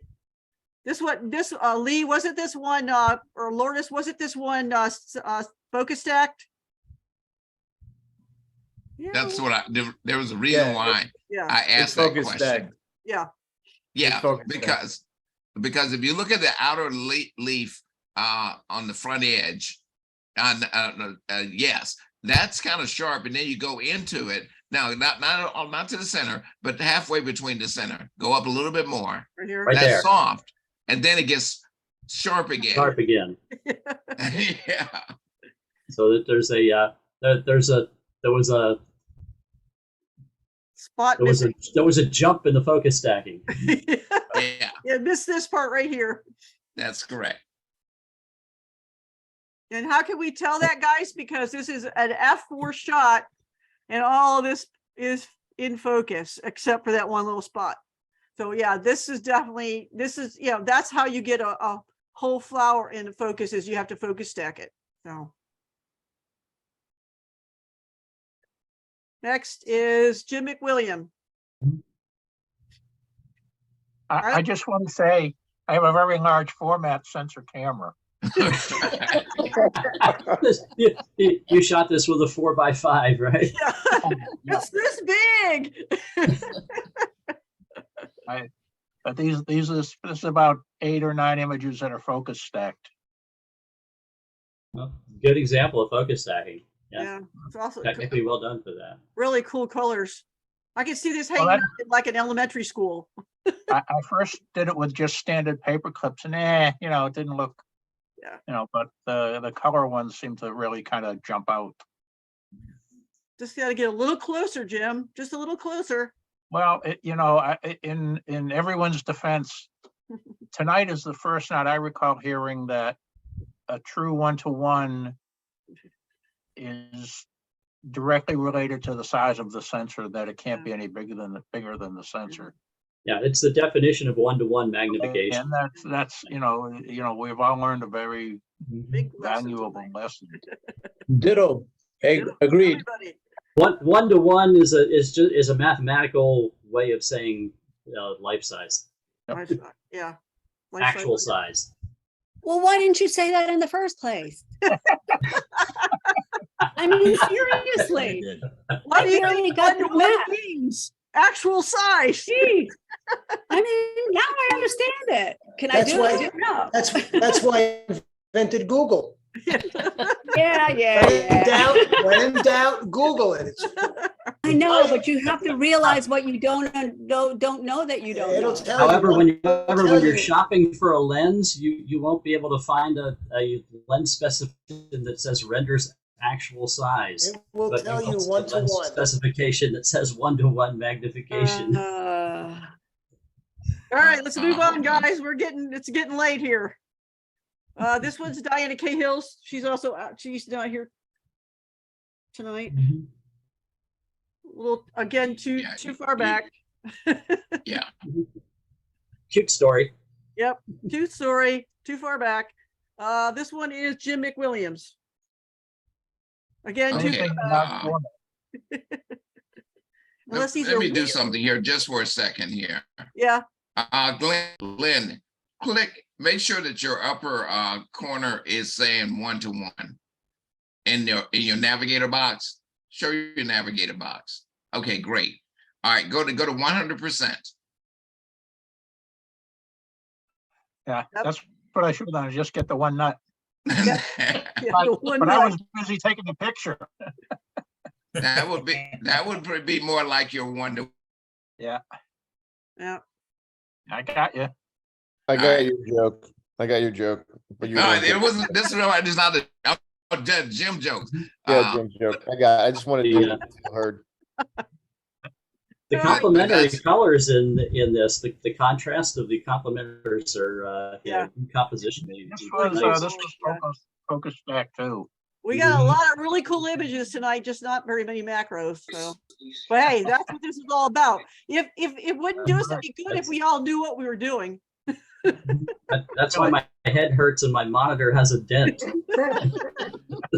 Amen.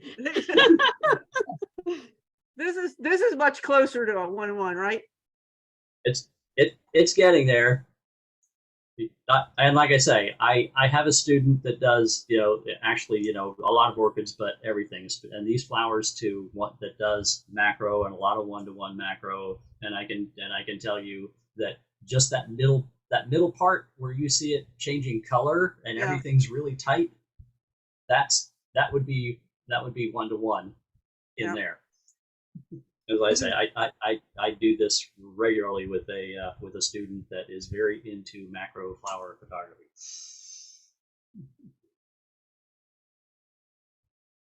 There you go. That's 1-to-1. I know why that memory card failed. There's 3 capacitors and a resistor missing. Uh-oh. You're missing C11, C13, C14, and R2. All of them are gone from the board. It work then. This cylinder doesn't work. That's what happens when you take it apart. The pieces fall off. Can you tell my original career was as an electronics technician? Well, if I hadn't taken it apart, you guys wouldn't have known what that was. But I just wanted to show people what was inside one of those memory cards. I clearly missed the boat like everybody else. I have a 105 macro lens, and this is just basically a close-up. Now that we understand what we're talking about with 1-to-1.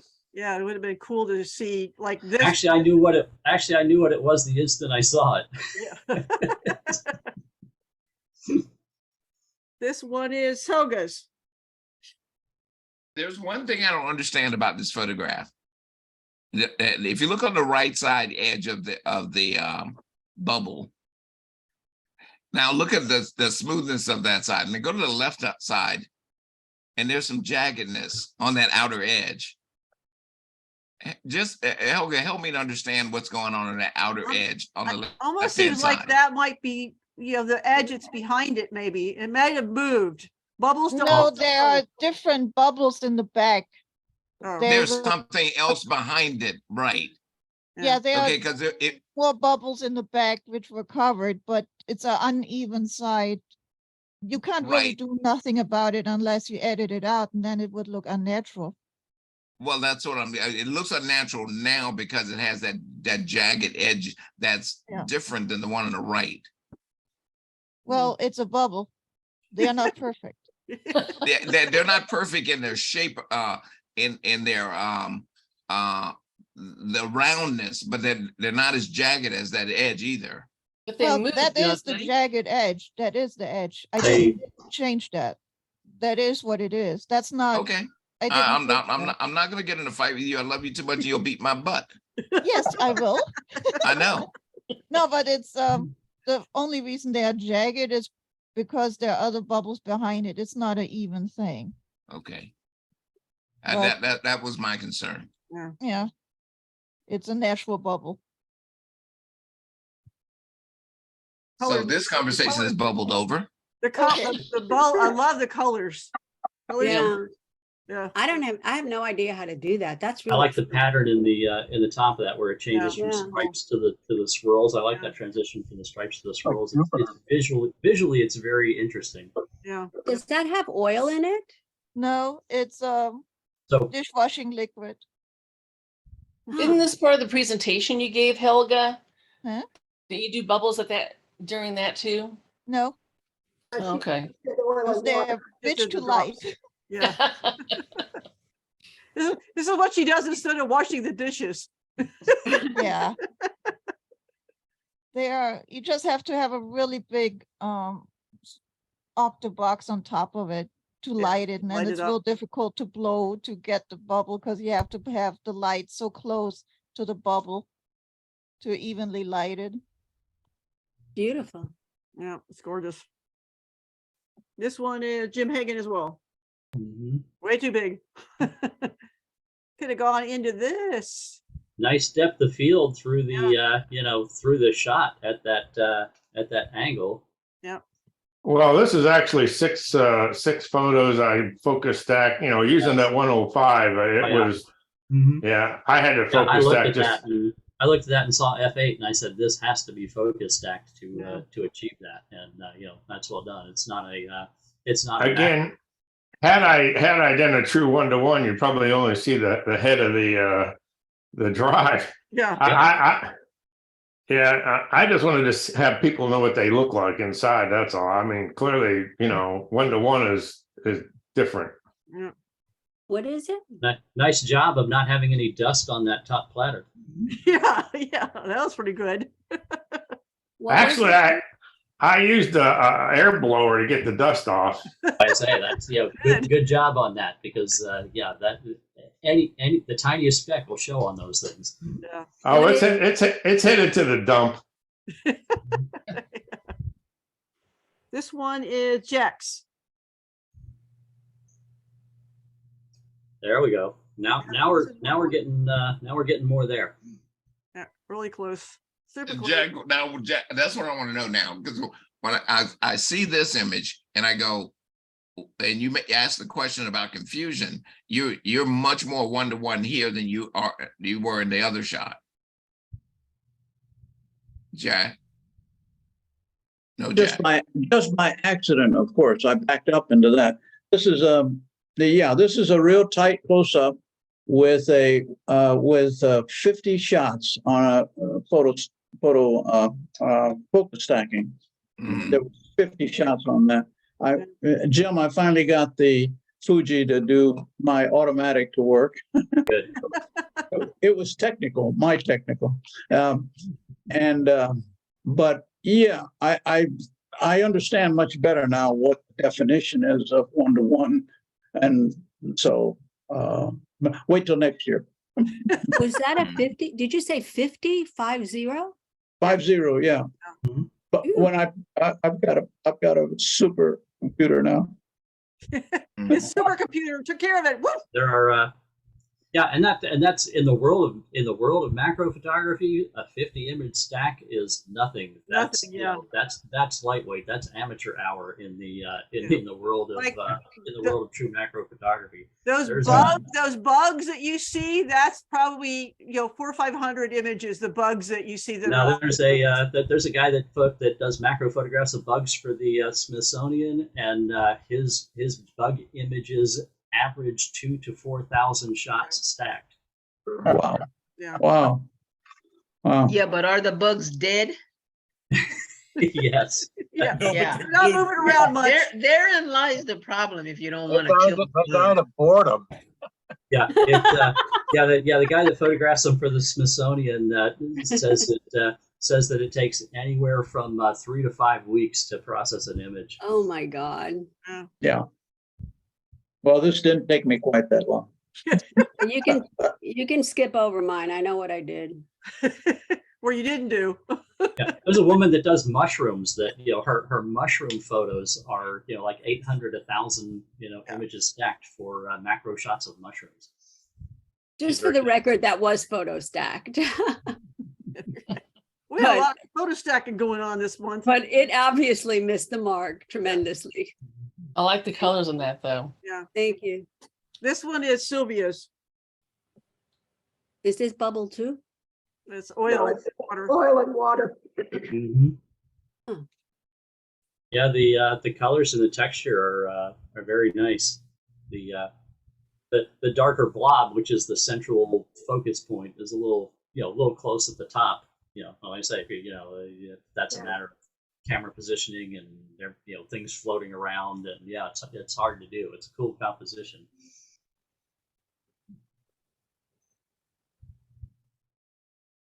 This is Tom's. Tom, you That made me a happy. that looks like a hatchling not too long out of the egg. Right. He's a kitty. I was concerned with his lack of concern about me, actually. Yeah. Not a good survival trait. Yeah, he didn't. Yeah, that was a newborn hatchling.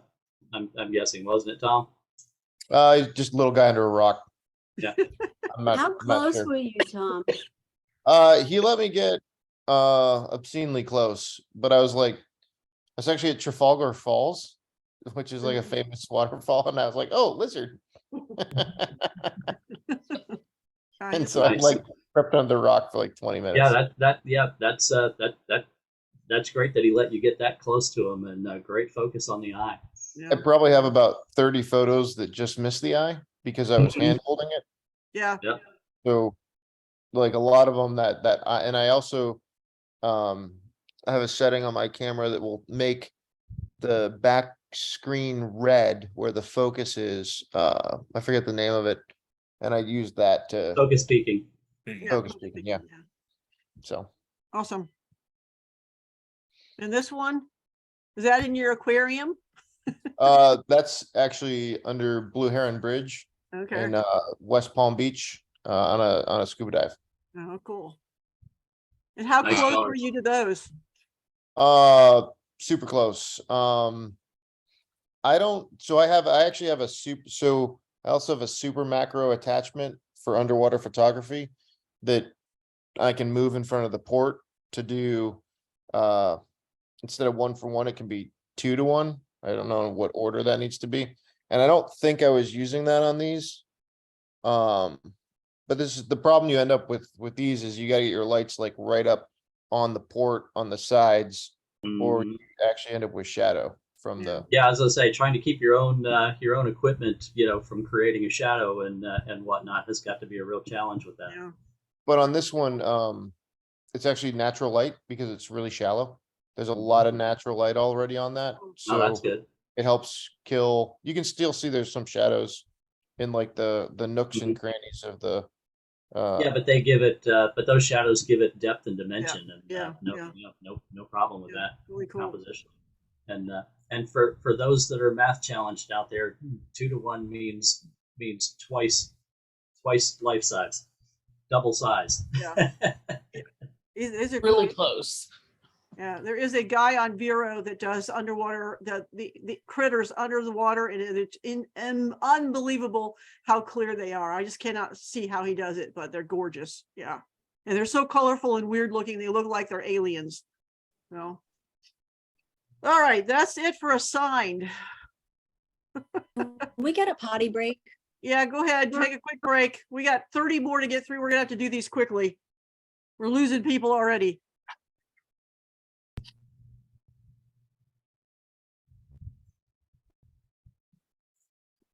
Hey guys, a photographer in North Florida that uses one of these focus items that you look at your prints with. Remember those? Some of you from the old days with you can examine your print with that magnifier. You're talking about? Yeah, a loop. Thanks. Okay. I'm my old age is taking over. All right. So he puts that over the subject and uses his iPhone, puts it right on the eyepiece, snaps a picture, and gets incredible. What if you do that with a hood Is a man? diopter for that? That's pretty ingenious, actually. Yeah, pretty cool. When I was deciding if I liked macro, I took 15mm lens and glue, and I bought a attachment for the Nikon bayonet, cut out a lens cap and inserted it, and then turned it around so that I was shooting with the rear element of And it actually works pretty well. Oh yeah, Yeah. that's that's an old school technique. Inverting a lens and using the rear element as a front lens. That's a classic old school I think macro you can- technique. You can also invert a lens onto another lens. I Yeah. used to do super macro with a 50 millimeter prime inverted that the filter threads exactly nested into the filter threads of a 70 millimeter. So I mounted a 70 millimeter to the camera and inverted the 50 millimeter, and it was a perfect friction fit. It only just needed a piece of tape to keep it from falling off from its own weight, and it was the most incredible super macro rig back when I was shooting film. I could fill the frame with the point of a ballpoint pen with the ball. With the ball of a ballpoint pen, could fill my frame with that. Nikon's got a BR2 adapter that lets you reverse your lens and put it on the old one. I don't think they got anything big enough for the new mirrorless cameras yet, though. All right, guys, let's go ahead and get going. We got a lot. Thank you. My bladder thanks you. All right, good, guys. Go We're for it. cooking nicely on this side. Sherry, is that right? Yeah, Sherry's. Yeah. Yeah, you're cooking nicely here. Yeah, this is gorgeous. Foreground, middle ground, background, elements to take you on a visual path from the foreground to the background. Great atmospheric feel. Nice yellows in the background. You got it all covered. And that sky in the background, balances that brush, those weeds, whatever that is in the foreground. It achieves some balance there. So I found this to be a very appealing photo. I thought it got an insanely low score. Well, I found it to be very appealing as well. Sherry? Yeah. Just one thing. I got one thing and one thing only. You know how I have to thank you because you love me so much. Left-hand side. Love you if you didn't take me, Robert. Left-hand side, Mesa corner. Left, right there. Okay. Yeah. A little spot right there. Yes. That's probably the rock sort of, it's. Yeah, it's probably like a hole in the rocks, but it should. But it's right there on the edge. You got to get rid of it. We'll never know the difference. And and I won't say any more than this, Brian, but 2 out of 3 judges liked it on the scoring. Okay. So there's your answer to that. You have to see. I did a print of it with the I bet you that's pearlescent gorgeous. papers, and it's beautiful. Yeah. In print, much nicer than it's looking here. Oh, it's looking nice already. So I can imagine. This one is Diana Cahill, who's not here. A good catch on one of those chickadees. They're little fast buggers. It's nice. He's trying to be a hummingbird, I think. And I sure wish Diane was here. I really do. I'm very happy to see those feet so much in focus on a That's bird. what I wanted to talk about. Beak. That's exactly, Jim, what I wanted to talk about. Yeah. But this is another one that got a low grade. Did it? Don't worry about the scores, guys. Yeah, the scores Again, not relevant. Again, all I'll say is 2 out of 3 judges liked it. Oh my God. Don't even say that, okay? Okay. If you're picking on our third judge, that's not fair. That's not fair at all. All right. She didn't know what she was doing. She was doing the best she could. Don't worry about it. Now let's go to that next guy. This one's I'm gonna say Doug, other than the fact you're a little close on the left-hand side, you've captured the essence of what I would feel is on the inside of a clown's mind and soul.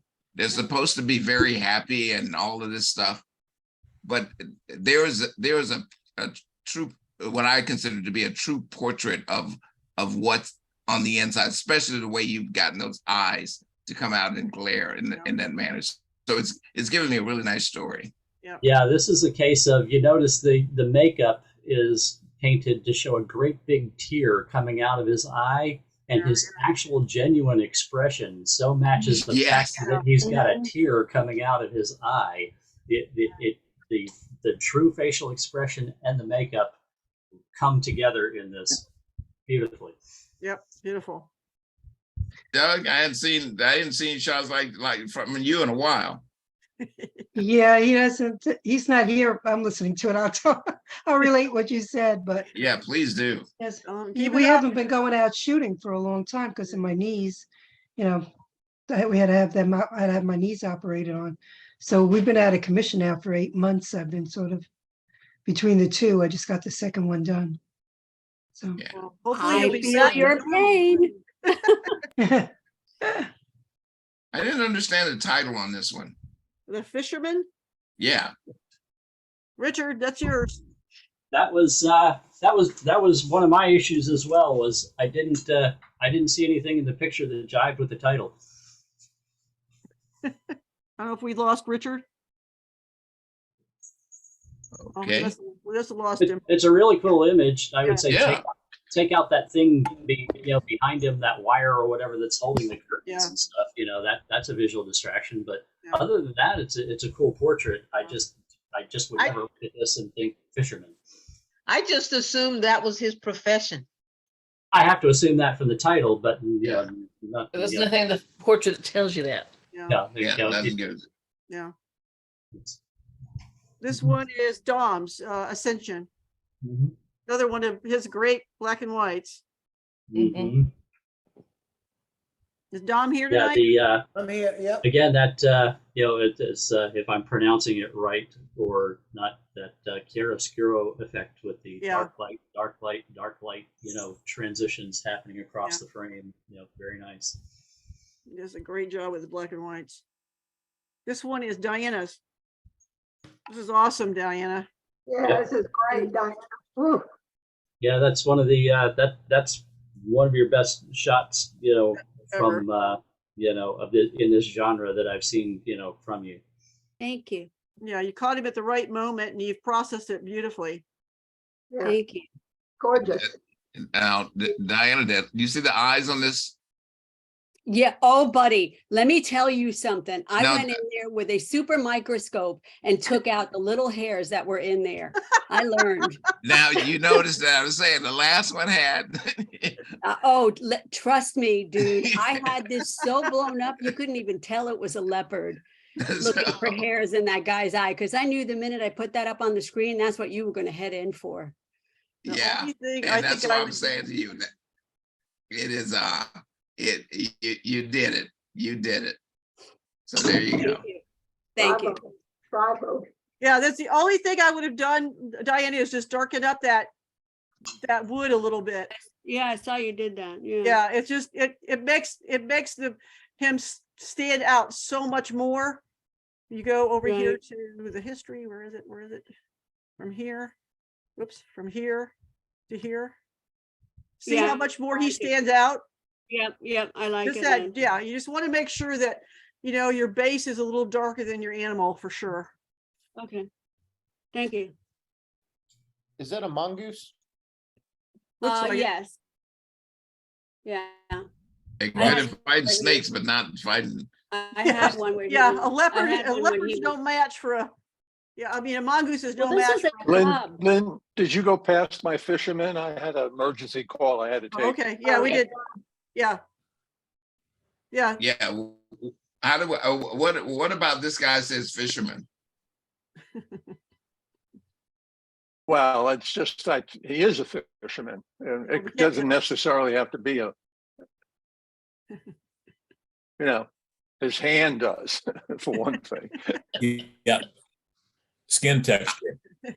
Skin texture, sun, I've been around the a lot sun of on pro him. fishermen. And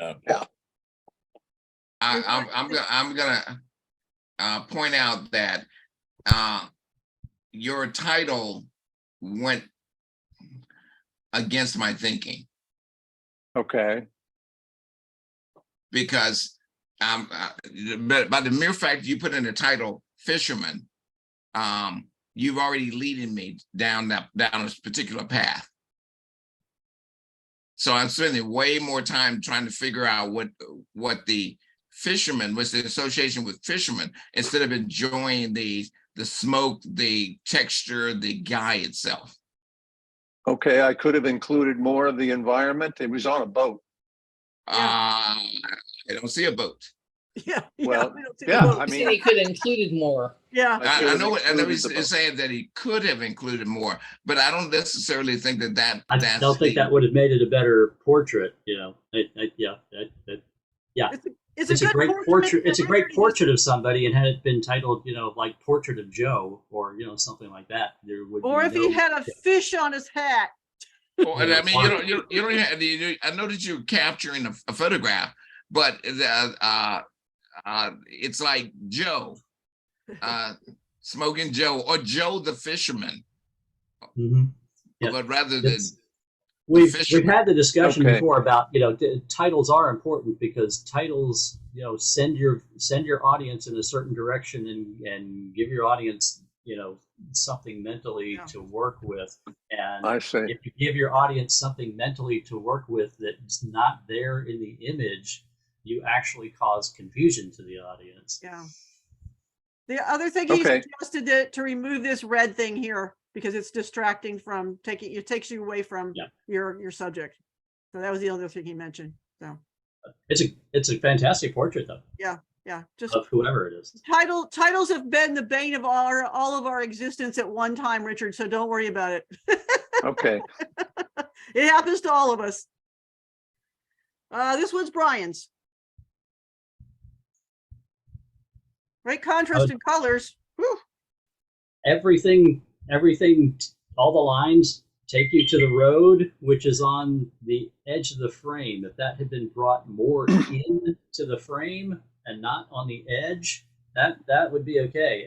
Everything, it's a beautiful image, but everything in the image sends me to the right-hand edge.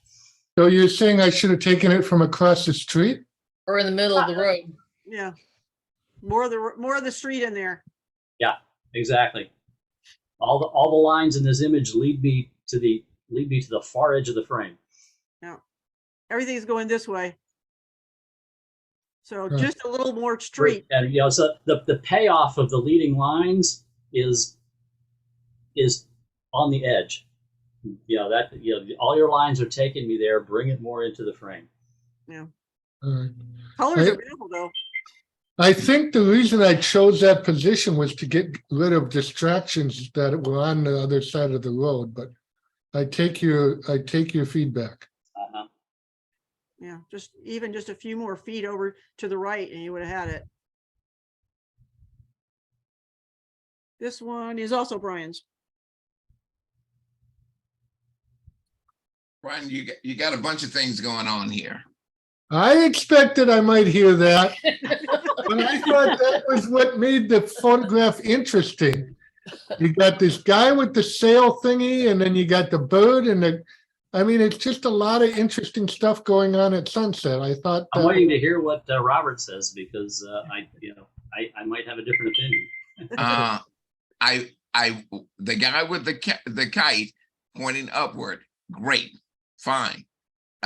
This parasail, the boat in the middle of the frame with the flag, great. Move the bird over to the right about 2 inches, and then you'd have a greater composition than what you have. It's the boat and the bird are competing now. And this is where I'll give you a completely different opinion from Robert. For me, I say don't touch the bird, leave it exactly where it's at, because I'm mentally working that triangle from the boat to the bird to the kite border to the boat to the bird to the kite border. There's a triangle there that my brain visually really enjoys working that triangle. Yeah. And if you move that bird, you break that triangle. And in my world, we break a lot of things. Like that triangle. So there you go, Rob. Look into a trapezoid. there's your thing about judging being subjective, and Robert and I, do not always see with the same pair of eyes. When I was considering that photo, I thought about that and I said, screw it, I want to find out. So, all right, do me one favor though, Len, just crop me off from the bottom so I get to the boat guy a lot quicker. Thank you. Yeah. Yeah, that's better. I won't argue with that. Yeah. Too much water, Ryan. Too much water. why is that better? I don't see it. Why do you think Look at that? the distance. Actually, pull it down just a little bit, Lynn. Look at the distance from the bird's wing to the top of the frame, and now look at the distance from the Well, no. Leave the top up, Lynn. Just give a slight bit more water. That's all. There. Whoa. Yeah. There. It's the distance from the bird's wing to the top of the frame, and the balancing distance of the bottom of the boat to the bottom of the frame. Okay. And besides, all that water doesn't add anything to the image. It's all about these three things in the sunset. So you don't need all that water. Good point. Thank you. Yep. Next. This one is Chris's, and he had to leave. Yeah, exit the building. Mm-hmm. It's that selective color thing. I wish this leaf wasn't sticking in front of him. That's bothers me more than anything. Yeah, selective color is subjective. Sometimes it's appealing. Sometimes it's not. That's one of those things that it's a hit or miss kind of a thing. And other than what Lynn said, this is one of those ones that were visually for me, I often find it distracting, but not in this case. No. The selective color I did not find distracting. I was okay with that. But as Lynn pointed out, that leaf sticking in there is. This is very very well in focus, which is not easy to do with a photo or with a butterfly. So. Mm-hmm. If your name is not Leon. This one is Jan's. I think it's a cool morning image. Thanks, Lynn. Out for a morning bite. See, Richard, she fell into the title trap about 6 months ago. Oh yeah. And her titles are much better now. It's a beautiful, quiet scene. Yeah. Mm-hmm. Yep. We have Thanks, all Robert. felt the title pain. Yeah. I worked, Robert, at separating the top of his head from the back there. I noticed. I had you were in the back of my mind while I was taking that. That's where they like to be. Yep. Good composition with the tallest tree on the left, and then a smaller tree, and then the boat. You've got there's that boat. That top of that tree, and then the bottom of the tree on the left, and then the boat on the other side, and the angle going up. You have a nice pyramid. Yeah. Basically, built geometrically within that composition as well. That works, and the position of that boat down at that rule of thirds corner, anchoring that pyramid, works really well. Yeah. From a visual standpoint, compositionally. Thanks, guys. Yeah. This one is Jack's. Very pretty. Jack, just because it's me, give me a little less black on the bottom.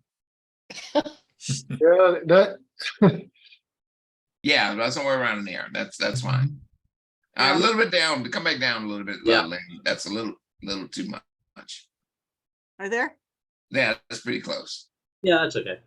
Is that a nest in the upper left corner? That looks. Mm. No, I don't think so. Angle. No, it's just branches. Just two intersecting branches. Yeah. It's pretty. Like the There color. were some nests there, but that's not one of them. Yeah. Early morning, Jack. So Jack, it's just a little subjective. I was just checking it. You can use that more black. It doesn't make it better or worse. I just wanted to see what it would look like. You know what, Robert? Uh-huh. I have two versions of this. This is the second one. The first one had a thin sliver down at the bottom. Okay, there you go. See, And I said, no, it needs more to base, more of a base. yeah. And so I opened up the crop just a little bit there. So it's a matter of how you feel. And you notice I waffled between. I just wanted to see what it would look like. Yeah. Yeah. Yeah. I played with this. This was a scene that I played with many versions. Another one, I opened up the black and just had barely enough light to show the trees, the trunks of the trees. But I ended up submitting this one because this is the one that I like the best. But I've got about 5 different versions of this scene. And that's great. I mean, it is. This is great. Thank you. The fact that you're waiting around, working a composition, working something that you like. And that's what it's all about. And yeah, people should take what you said to heart. You know, Right. you have 5 different versions of this. You know, Yeah. one click of the button doesn't necessarily Yeah. isn't necessarily what you want. Experiment and open your eyes to what your experiments yield. Yeah. Well, you had to have been there to see it, Jim. Yeah. I think he was. This one is Jim Hagan's. No, it's not. Sherry's. Oh, I'm Sherry. I'm sorry. Oh, I'm sorry. I missed one. Yeah, it's Sherry's. Sherry, the thing about that gets me about this shot is your background and your storyline. This is little red robin, red right, and the Her. yeah, your background is not working for me on this one. Okay, but she has a red hood, a red cape on, so that's where I got it from. But Yeah, she's very close to the background, and the hard shadows on the projecting onto the background. Right around her. Kind of give it that like that snapshot look because she's so close to the background with those hard shadows. okay, This is Fong's. What? Way too bright. Yeah, she's not here, but that's a nicely composed, nicely framed image. Very visually intriguing. Is that fur around it or? No, it's a This is petroglyph. this is an aerial shot. Aerial shot. It's an aerial shot of a hill. Of a Like, hill? you can see erosion washes in the lower left. Wow. Yeah. Yeah, right there. You can see the Here's how erosion washes in the the desert. and aliens did it in in Peru. that's a great big hillside. Yeah. That figure might be 300-400 feet tall, top to bottom. Wow. Yeah. Wow. Yeah. Just taken I from was the trying to internet. figure out whether that was fur or some sort of feather. No, it's an aerial shot. And no, I haven't been drinking. It's the landscape. Mhm. It's a Is it landscape. possible it's snow? No. I don't know. This might be. I don't know. It's hard I to doubt tell. if it's snow. All right, sorry. It looks like sand. Looks like white sand. Sand. It looks more like White. sand. I don't know, it's pretty It's white. sand. That's a desert environment, and a lot of sand blows around there. Got it. Lynn, click Oh, in this one is on Jim click in Hagan. on this. There's camera shake. Pretty bad camera shake. Yeah, this is Jim Hagan's. Yeah, Yeah, zoom in. Go to another magnification level, Like where? like more than 100. Go to 150 or 200. There you go. Now go to the face. And yeah, look. See that camera motion. Yeah. Camera blur. Motion blur. Yeah, the camera moved. It was a slow shutter speed. What are your numbers? 160th. 1/60th of a second. Yeah, it's too Okay. slow. Yeah, pushing the, Jim, were you pushing the shutter nervous? button too hard. Were you nervous, Jim? No, I'm listening, and I honestly didn't see that. So yeah, I agree. I mean, what I really wanted to do is darken up the background a little bit, but Yeah, click on her hand, Lynn, where her rings and jewelry are. Yeah, see that? Go to her other hand. Look at her other It hand. doesn't too. look like anything's in focus. I was just looking to try to see if there was anything. Yeah, nothing will be because Nothing. it's So it's all because it's camera because moving. it's camera motion. Yeah. So it's not a matter of it's not a matter of it being out of focus. It was in focus and the camera moved. Yeah. If you're doing a posed model in a portrait environment, why wouldn't you be using a tripod? In this particular model shoot, this was the very first time that I had ever done any type of model shooting. And no, we didn't, the lighting was not the greatest and all that stuff, but no, it was I can not tell very- if you were shooting at f2.8 at ISO 2500 and still were only getting 160 of a second, that tells me it was really dim lighting. Yeah. And, Oh, it was definitely dim lighting, yes. And, yeah. Why and what was you it need- dim yeah, lighting? What you needed to do was push the ISO, because a little grain that you can deal with in post-production is much more preferable to a blurred shot that you can't save. Yeah, yeah, And you then could have, couldn't- yeah, gone up to like to 10,000 even, and then you could have jacked this up quite a bit. Go to, like I say, go to 3,200 at the minimum 6,400. You could have gone to 6,400 and definitely had like a 1/180th of a second shutter speed at ISO 6,400, and then you would I definitely, I completely agree. That D5 would have gone a lot higher ISO. So yeah, you're right. Yeah. Can this not be taken to DxO or one of the other things? Especially DxO has that This is motion. pretty extreme. This, some of those can fix a little bit of this, but this one, this one would be a tough call for one of those softwares to. Did Jim answer Brian's question regarding why he didn't use a tripod?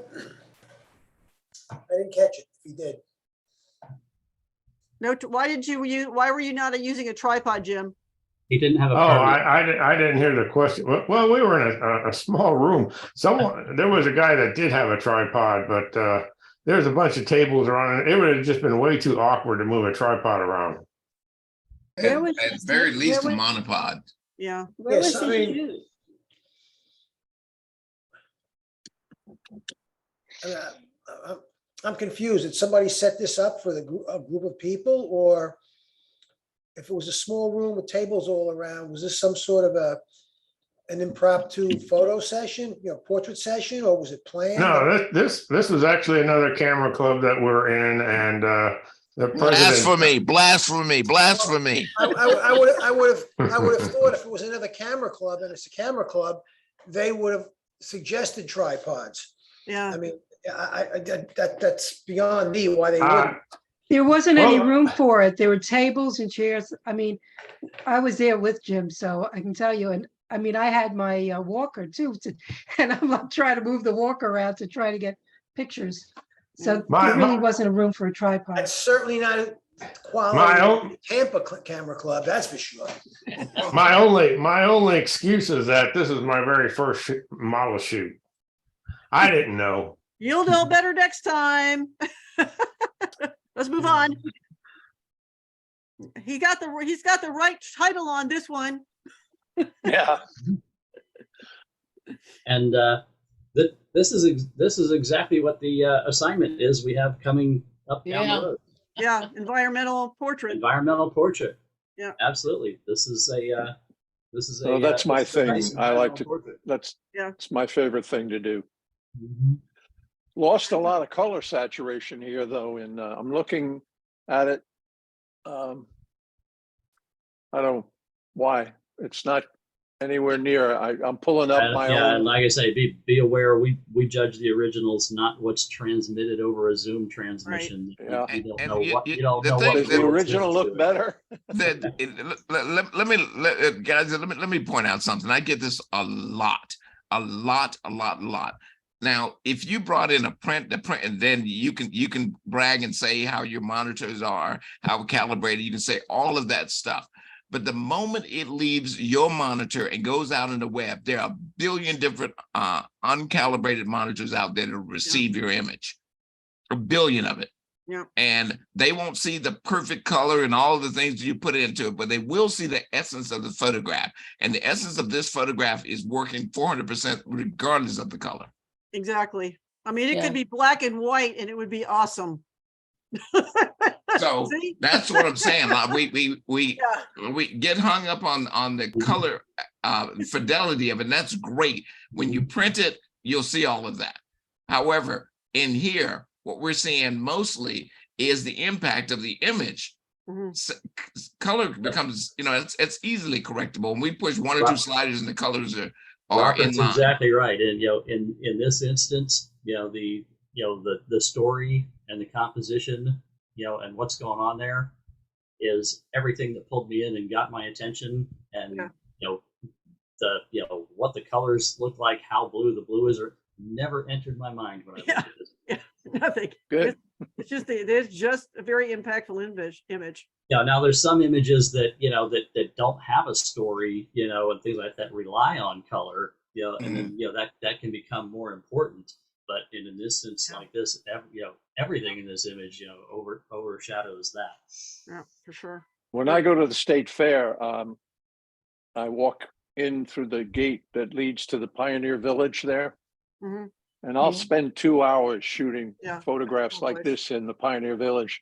I'll shoot in the rest of the state fair. I'll take maybe 10 minutes to shoot photographs. It doesn't interest me, but this, Cracker Country, that is my favorite place to take photos at the fair as well. Every year, yeah, I go. they're I try to willing. make The sure I get models there with a couple hours before Cracker Country closes to take pictures there. I couldn't yeah, go. the on the day models that are you guys willing. went this They're in costume. They'll, Yep.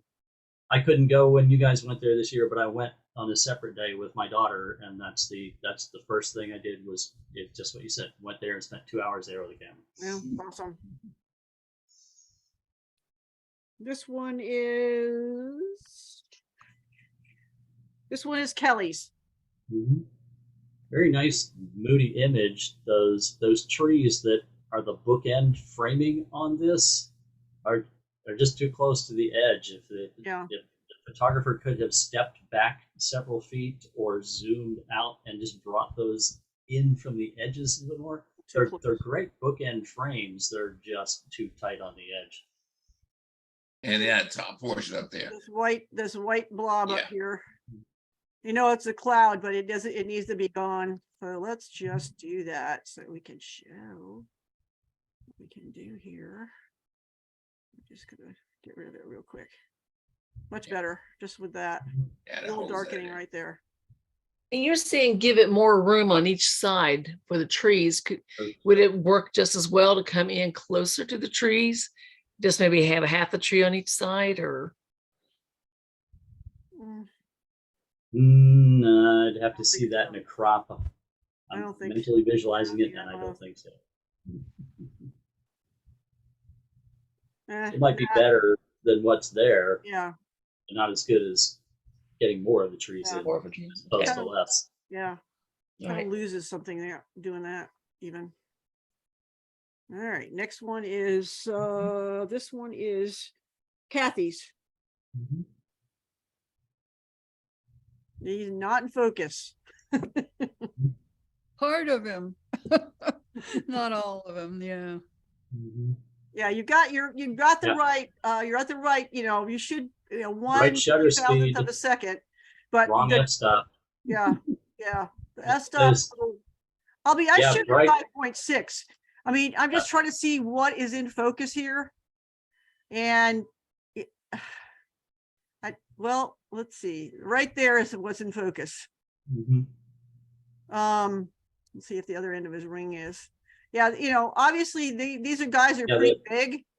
So the issue is, what you got to do is you got to shoot while you're moving. Yeah, and that's F4. Shallow depth of field. Focusing is critical at F4. There was plenty of light to have a much higher f-stop to give more fudge factor. But obviously, as you just pointed out, Should I use the something higher autofocus than targeted the F4? far wing. Oh yeah, you could go up. I shoot at F6 and 8 sometimes. Okay. Because there was nothing in the background. So Right. Yeah, So then as Lynn pointed out, autofocus grabbed the far wing, which left everything closer than the far wing soft. Yeah. Well, So, I didn't you have gotta my. you got to get the spot focus on the head, at least somewhere near the head, and then move. And obviously, and these guys are great to learn on while they're moving because they're big and they're relatively slow. Yeah. So you just gotta this is where spray and pray comes in into full. Okay. And, you just keep that camera focused on to the bird's head and just move with it. Yeah, if you're using continuous tracking autofocus and shooting at continuous high frame rate, it gives your continuing tracking autofocus more frames to adjust and predict and and hit the focus. Yeah. I didn't have the eye identifier on for that at that particular time. That weekend I learned to do that. So this was kind of my first attempt. But this this is the best bird to try to learn on because they are big and they are slow. Yeah. And so I would go back out there and Kathy and do it over and over again. And that's how and tell the bird, Kathy, tell the bird when to come in on the north side or the south side. Make sure you direct them. They were all flying by that area right there. So I had plenty of chances. I just didn't know exactly what I was doing. If I was going to You go get out the and wings in teach- the up position, so that's good. Yeah, I mean, everything else about him is great. It's just he's not in focus. This is, if I was going to teach bird and flight photography, I would go and try to find as many pelicans as I could and have them hope they fly by because they're perfect for Or practice. the B-52 bomber of the Florida bird world. Practice on those big slow ones first before you move on to those like the turns. Yeah. Before you move on to the fighter jets, practice on those. The big and slow is where to start. Yeah. Yeah. So I'm just learning that. Keep at it and you'll get it. This one is Helga's. Yeah, the initial overall visual impact of this is really cool. The dog seems like he could absolutely care less about anything going on here. Doing to me. He looks like he had some doggy Valium before the shoot. She didn't give a shit about what I was doing. We were jumping up and down, trying to have a look at the camera. Nothing. She just totally ignored my existence. Didn't care. I guess it didn't even care about all that stuff flapping around. That's no, crazy. nothing. Wow. No emotion, nothing. Couldn't get her to look at me. Nada. But we tried it and it was difficult because it was OCF and it's a really cool concept. Yeah. And like I say, really strong visual impact when you look at this. It would just it had so much potential if the dog had been engaged in it. Yeah. He's like, we did 130 pictures. She didn't look at me once. God. Dogs and kids. And her dad was standing behind me, ignored us both. Nada. Didn't care, huh? Didn't give a crap about me. No food. We yelled, we whistled, we did everything. Nothing. No emotion. She sat there.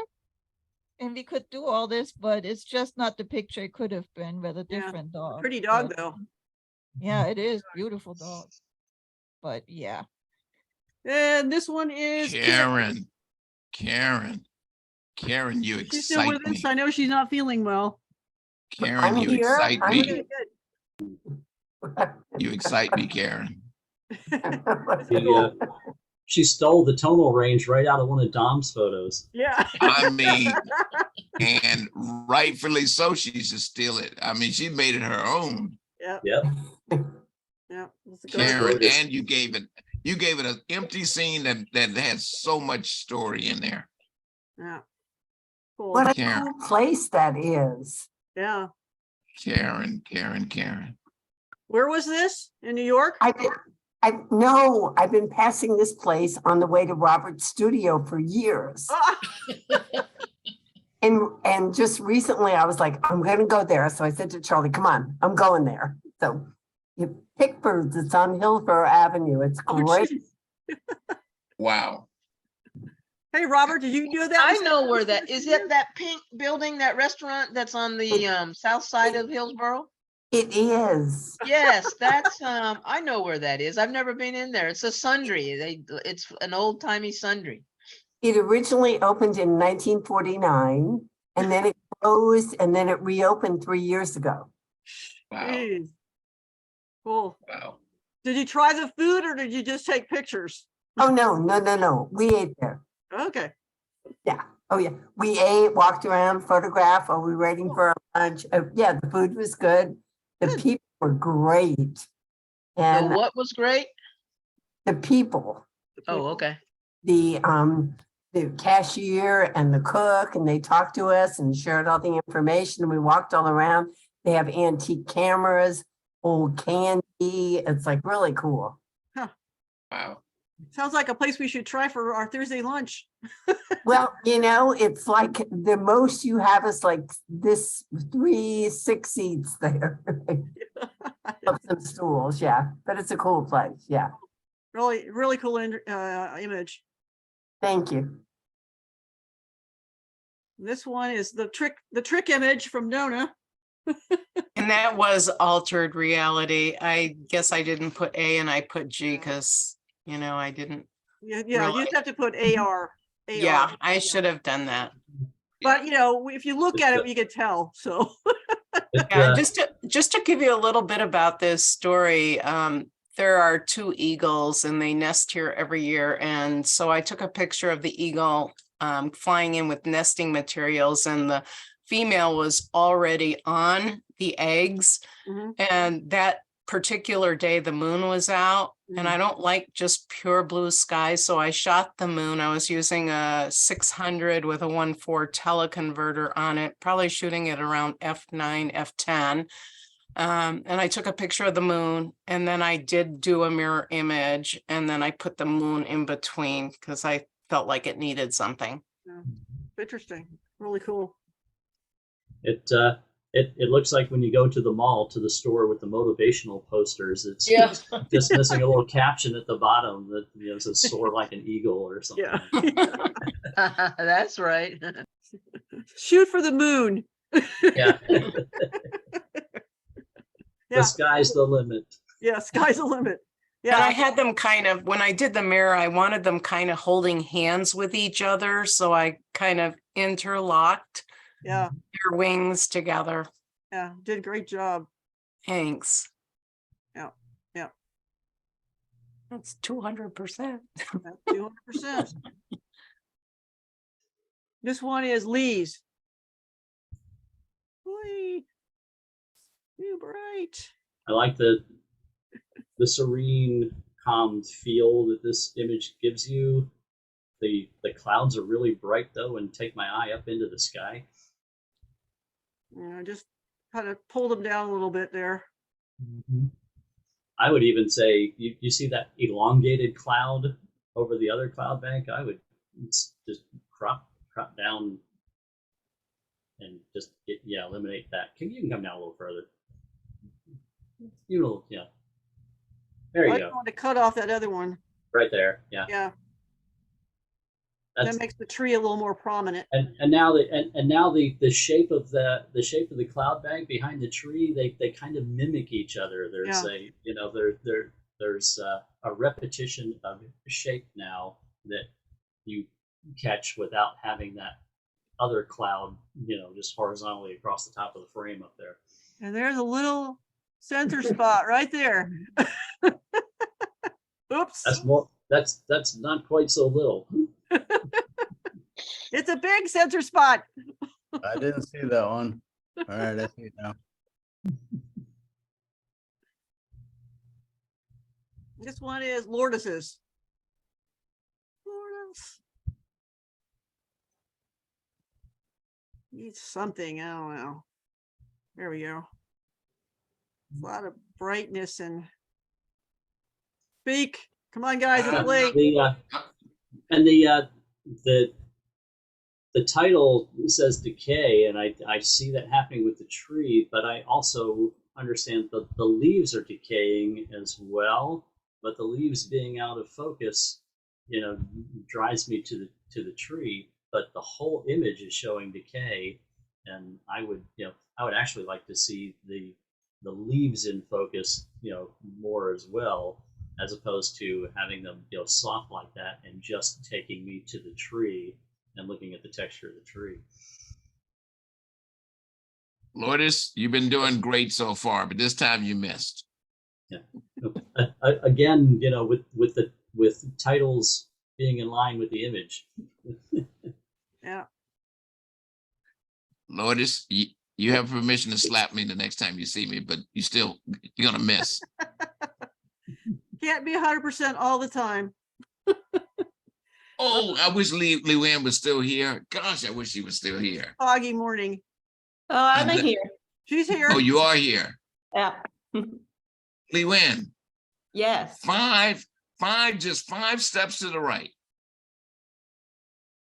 What would 5 steps to the right do?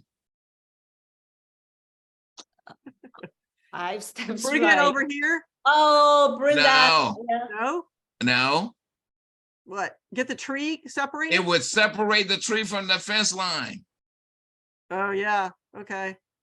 5 steps. Yeah, it's too close to the fence. Well, originally I was trying to do is the tree will be right on the end of the fence. I But get it.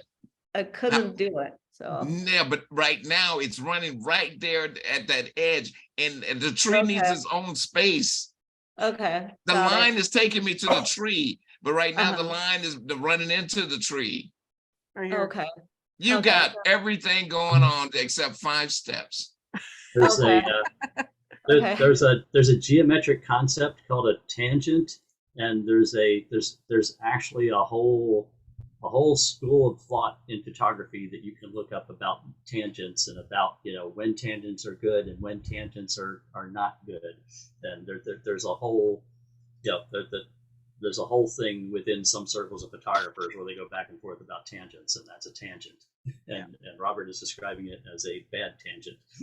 Right here. Yeah. I just want 5 steps, because that tree, that fog in that tree, that line is leading me over there. I want the line to lead me over the hill. Okay. And So- and I want to be able to get to that tree and think that I'm going to stop there. Uh-huh.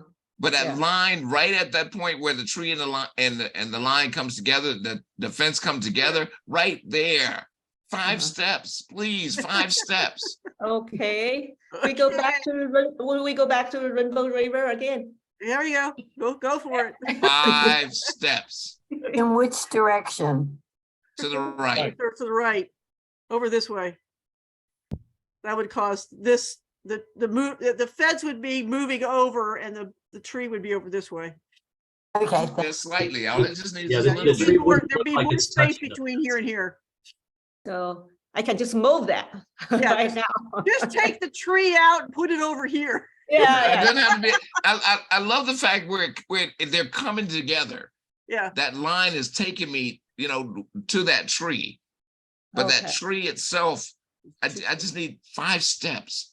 Okay. 5. All right. Okay. Got it. Thank you. Ooh, that's pretty.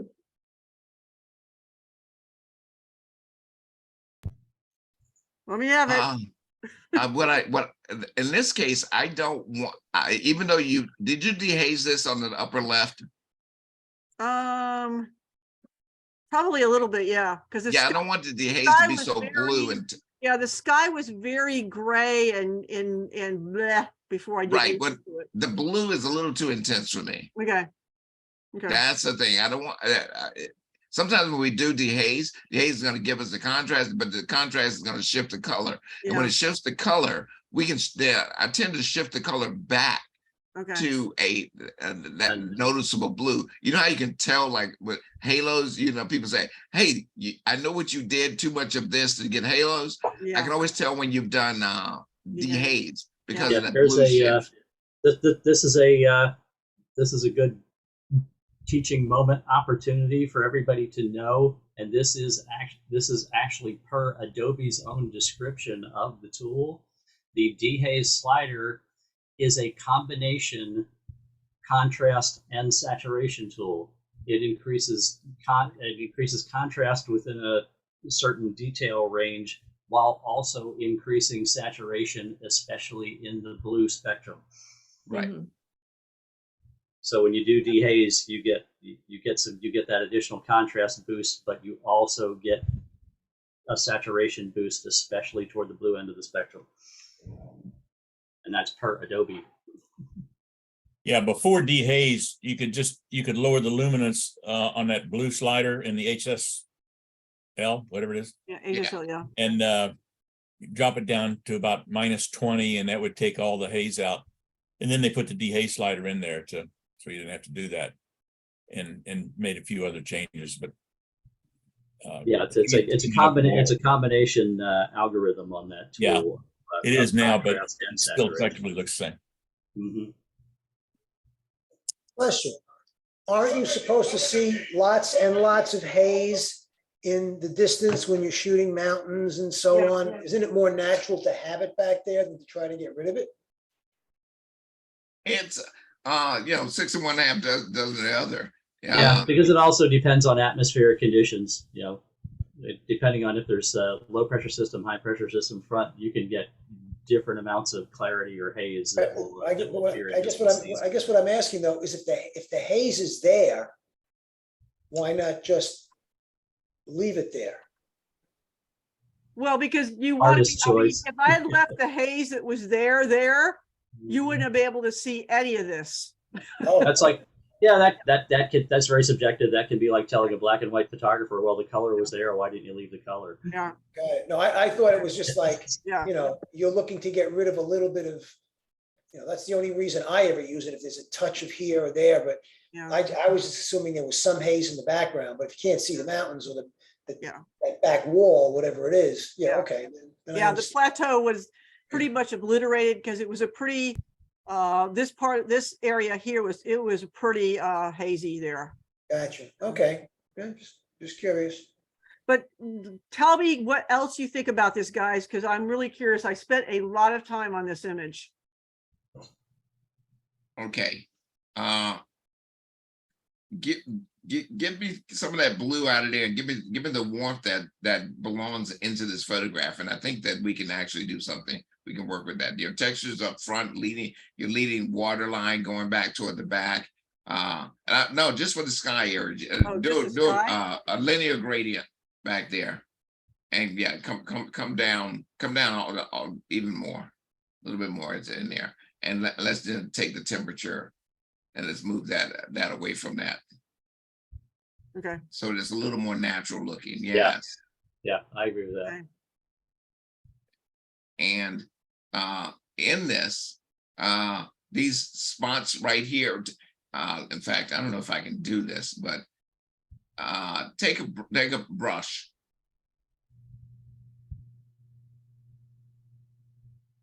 And those light spots in the back where it's brown, paint over those. Yeah, paint over those the bigger brush, actually. You don't want to be the softer brush. Yeah, just paint over them like so. Okay. Because light's coming from back there, and I give that a little bit of warmth in that. More warmth or not enough warmth? No, more warmth. More warmth. Okay. Yeah, give it just a little bit of warmth back there, just to warm it up. So that I mean, I tried that, but I was thinking because the sky is so blue, why would it be warm? I mean, this part, I guess I was trying to go for layers of color here rather than, I don't know. Well, how was it? Well, you're countering it with the blue back there, and light can come through. I mean, light can come through clouds. Okay.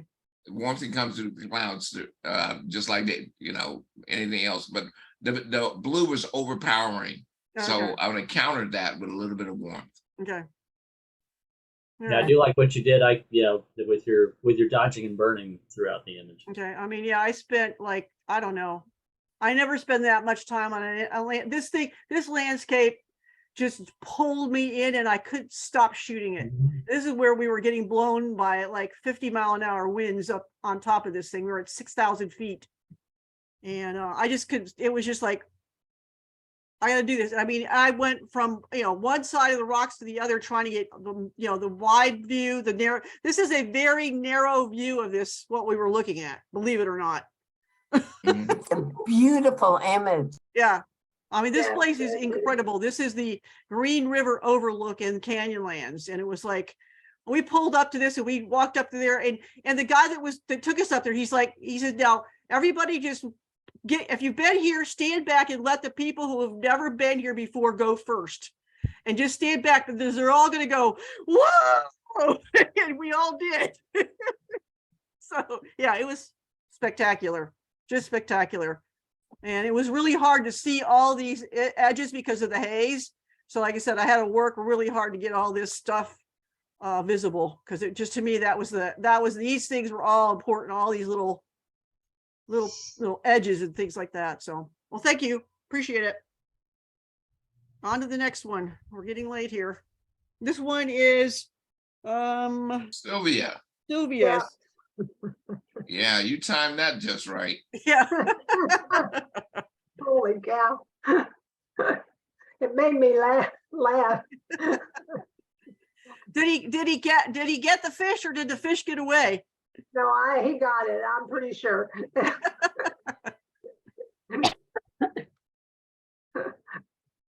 That's pretty cool. That was a good catch. I mean, it's not exactly in focus. I know. But it's the moment on this The one. little fish wasn't really as well in focus Yeah. either, but I couldn't resist. I said, Yeah. it's just, it's one of those, sometimes the moment is more important than the focus. Yeah. Guys, anything? No, it's great. It's great. It's Agreed. humorous as well. Oh, remember we were just talking about tangents? This is so beautiful. And then that one loop of the white line at the bottom Here? right there, Okay. either leave it all in or crop it in Okay. a little, because that's a tangent that where that line hits that edge. Just break it a little harder. Yes, thank you. Okay. Not There sure you go. that- That's it. I might even have that loop down there. I can't remember now how much, if I crop this one or not. Yeah, this is a really cool abstract. I mean, we spent an hour shooting ice and puddles. And you could literally take this image, turn your camera, and have a totally different image. You know, it was crazy. I mean, for Floridians, this was like, well, I was the only, no, there were two of us that were Floridians, but it was like,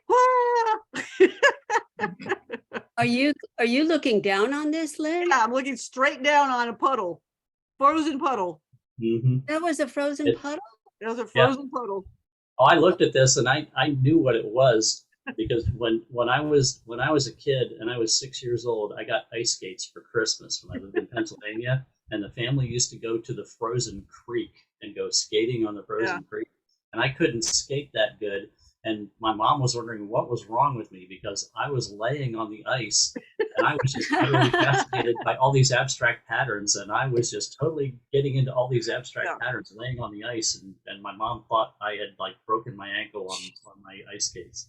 Well, yeah, it's something, well, some of you guys know Colleen, our, woman who, Colleen Minnick, who was our speaker, and she is known as Bubbles because she freaks out about bubbles. Well, she likes frozen bubbles just as much as she does regular bubbles. And so she was literally going nuts.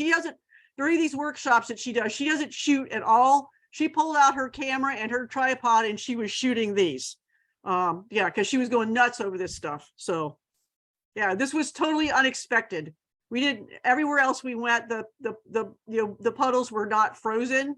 And this one place, they're almost all frozen. Let's look at this now. Senator Elizabeth Warren is reigniting. Next, this one is rods. Rod, you still there? Got it in focus. Is Rod's not here?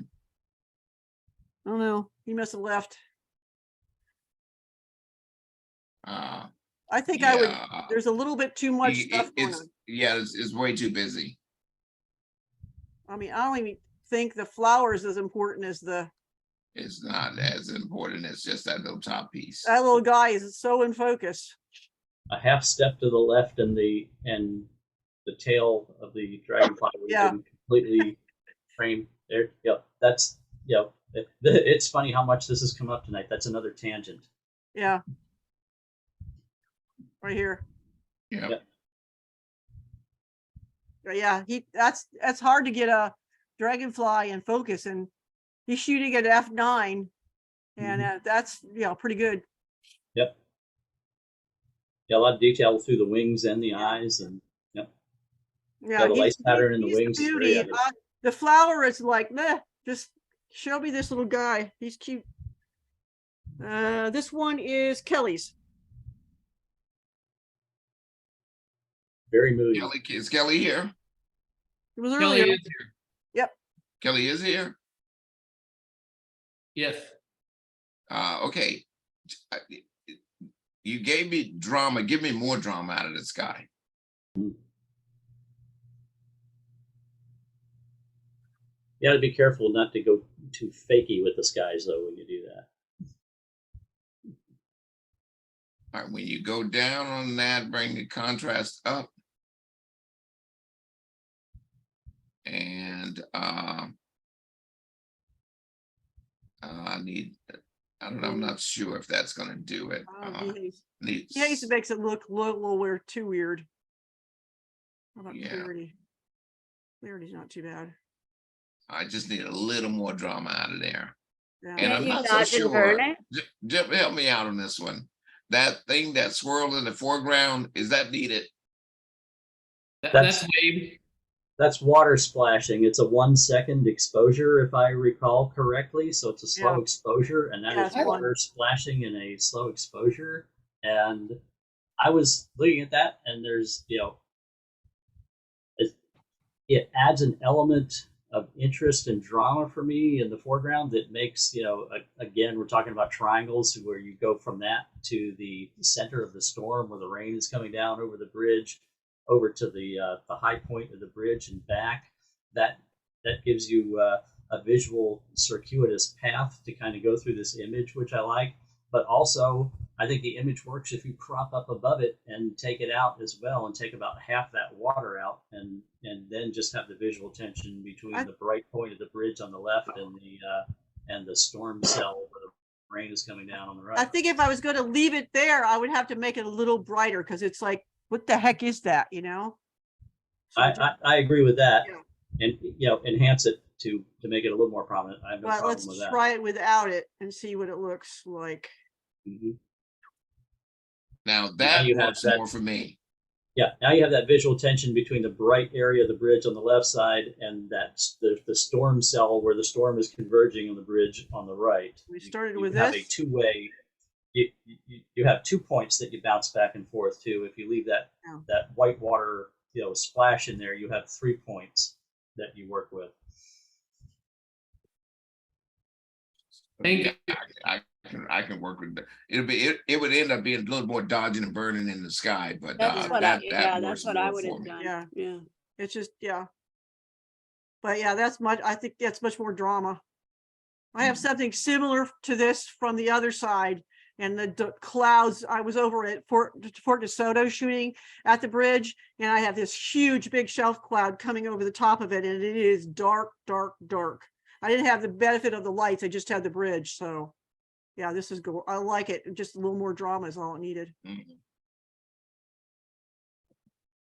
Where were you when you took that photo? What was your location? That is on the pier. The I guess it'd be the South Pier. South Pier, yeah. Okay, yeah, the south. Okay, all right. Now I understand what direction you're facing and where you're at and whatnot. Yeah, that was the end of the South Pier. There is a nice position for that bridge. Yeah. This one is Susan's. Too bright. Susan, I'm here. this is fun. It was fun. Yeah, this is fun.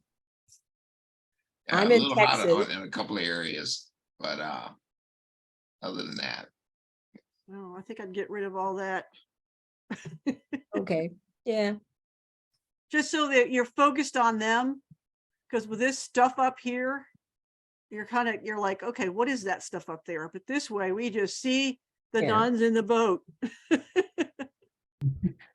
I'm in Texas, and I took this picture, and I wasn't prepared for it, obviously, because you never are when something neat comes along. I didn't have the right lens on the camera and so forth, but I got three. And this what would have was been the right lens?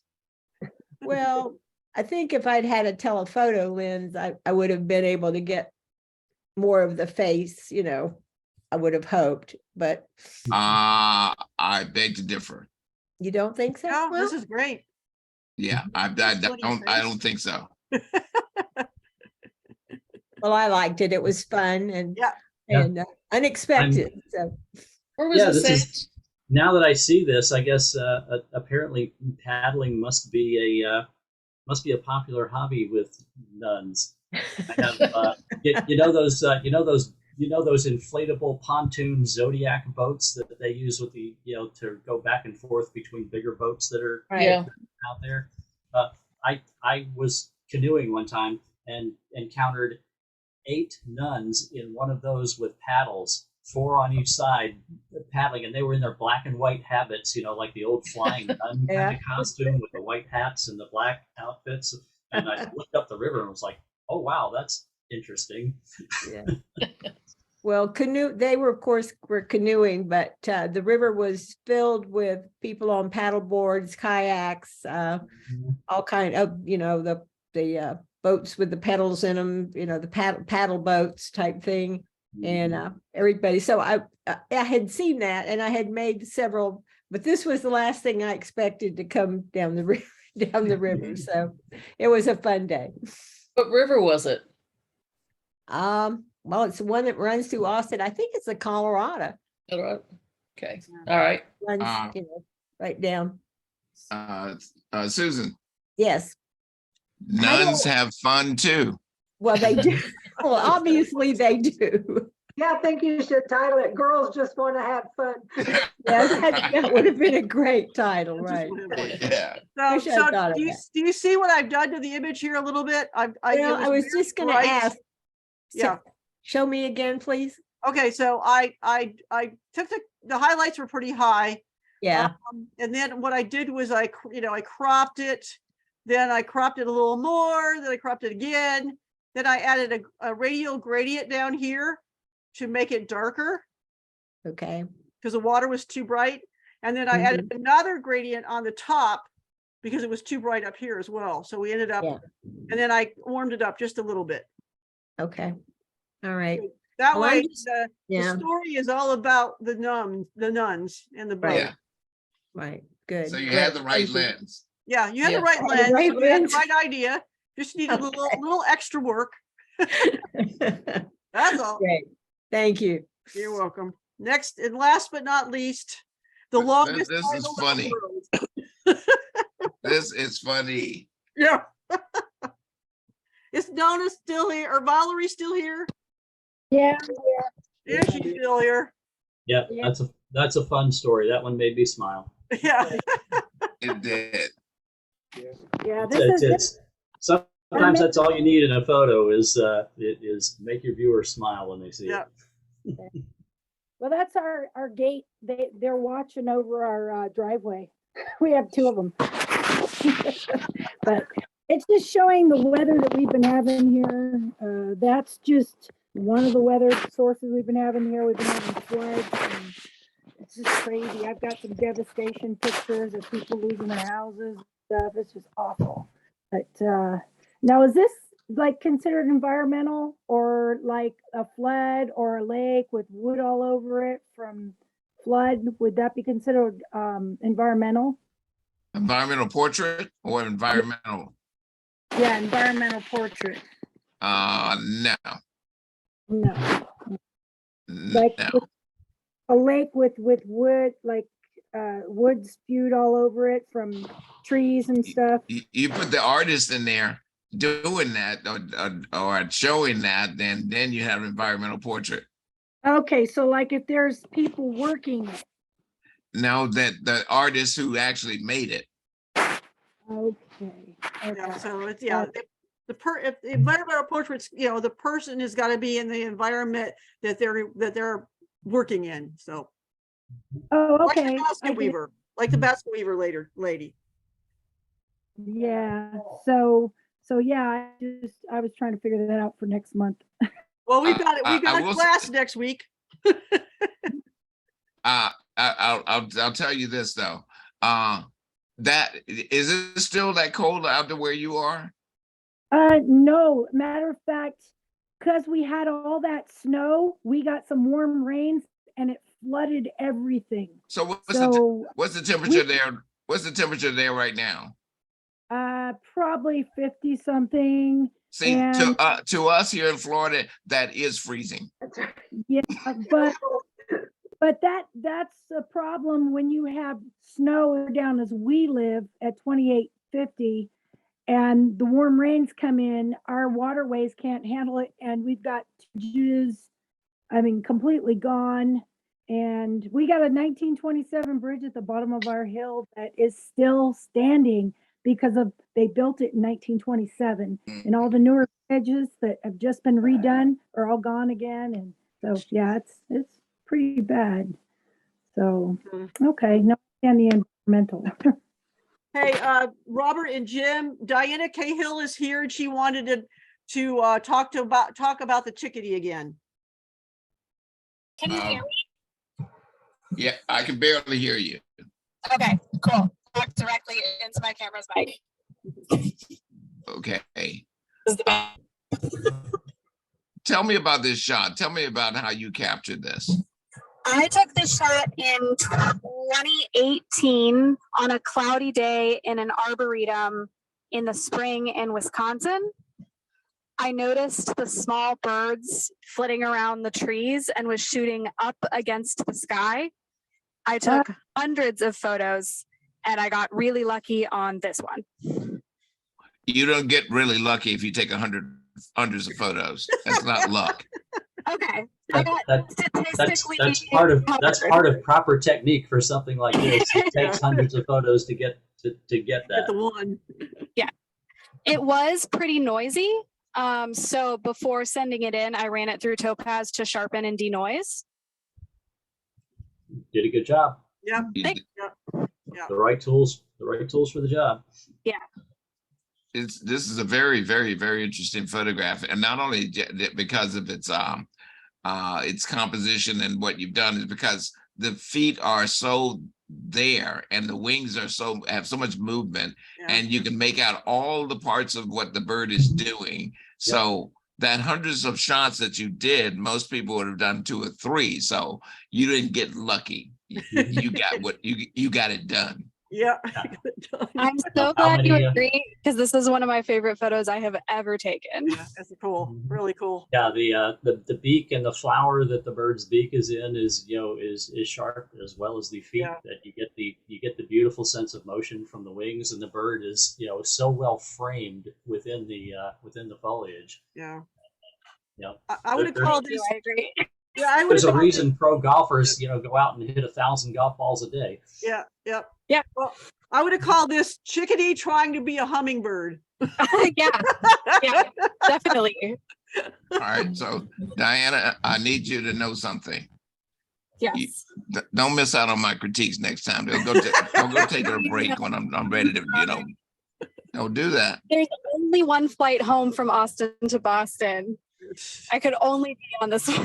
That's okay. Don't matter. Just landed.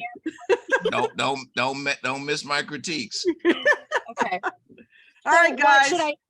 What should I have hoped to change? Is there anything? You do it. You just keep doing what you're doing, and don't miss my critiques. Okay. Okay. Yeah.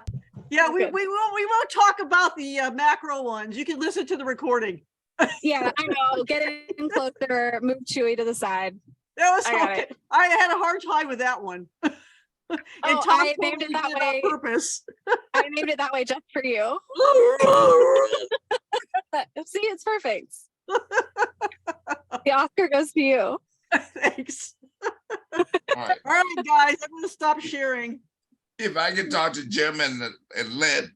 Okay. Thanks Thank for you coming, so much. everybody. Sorry for making it run so late, but we had 70 images to get through, so we did it.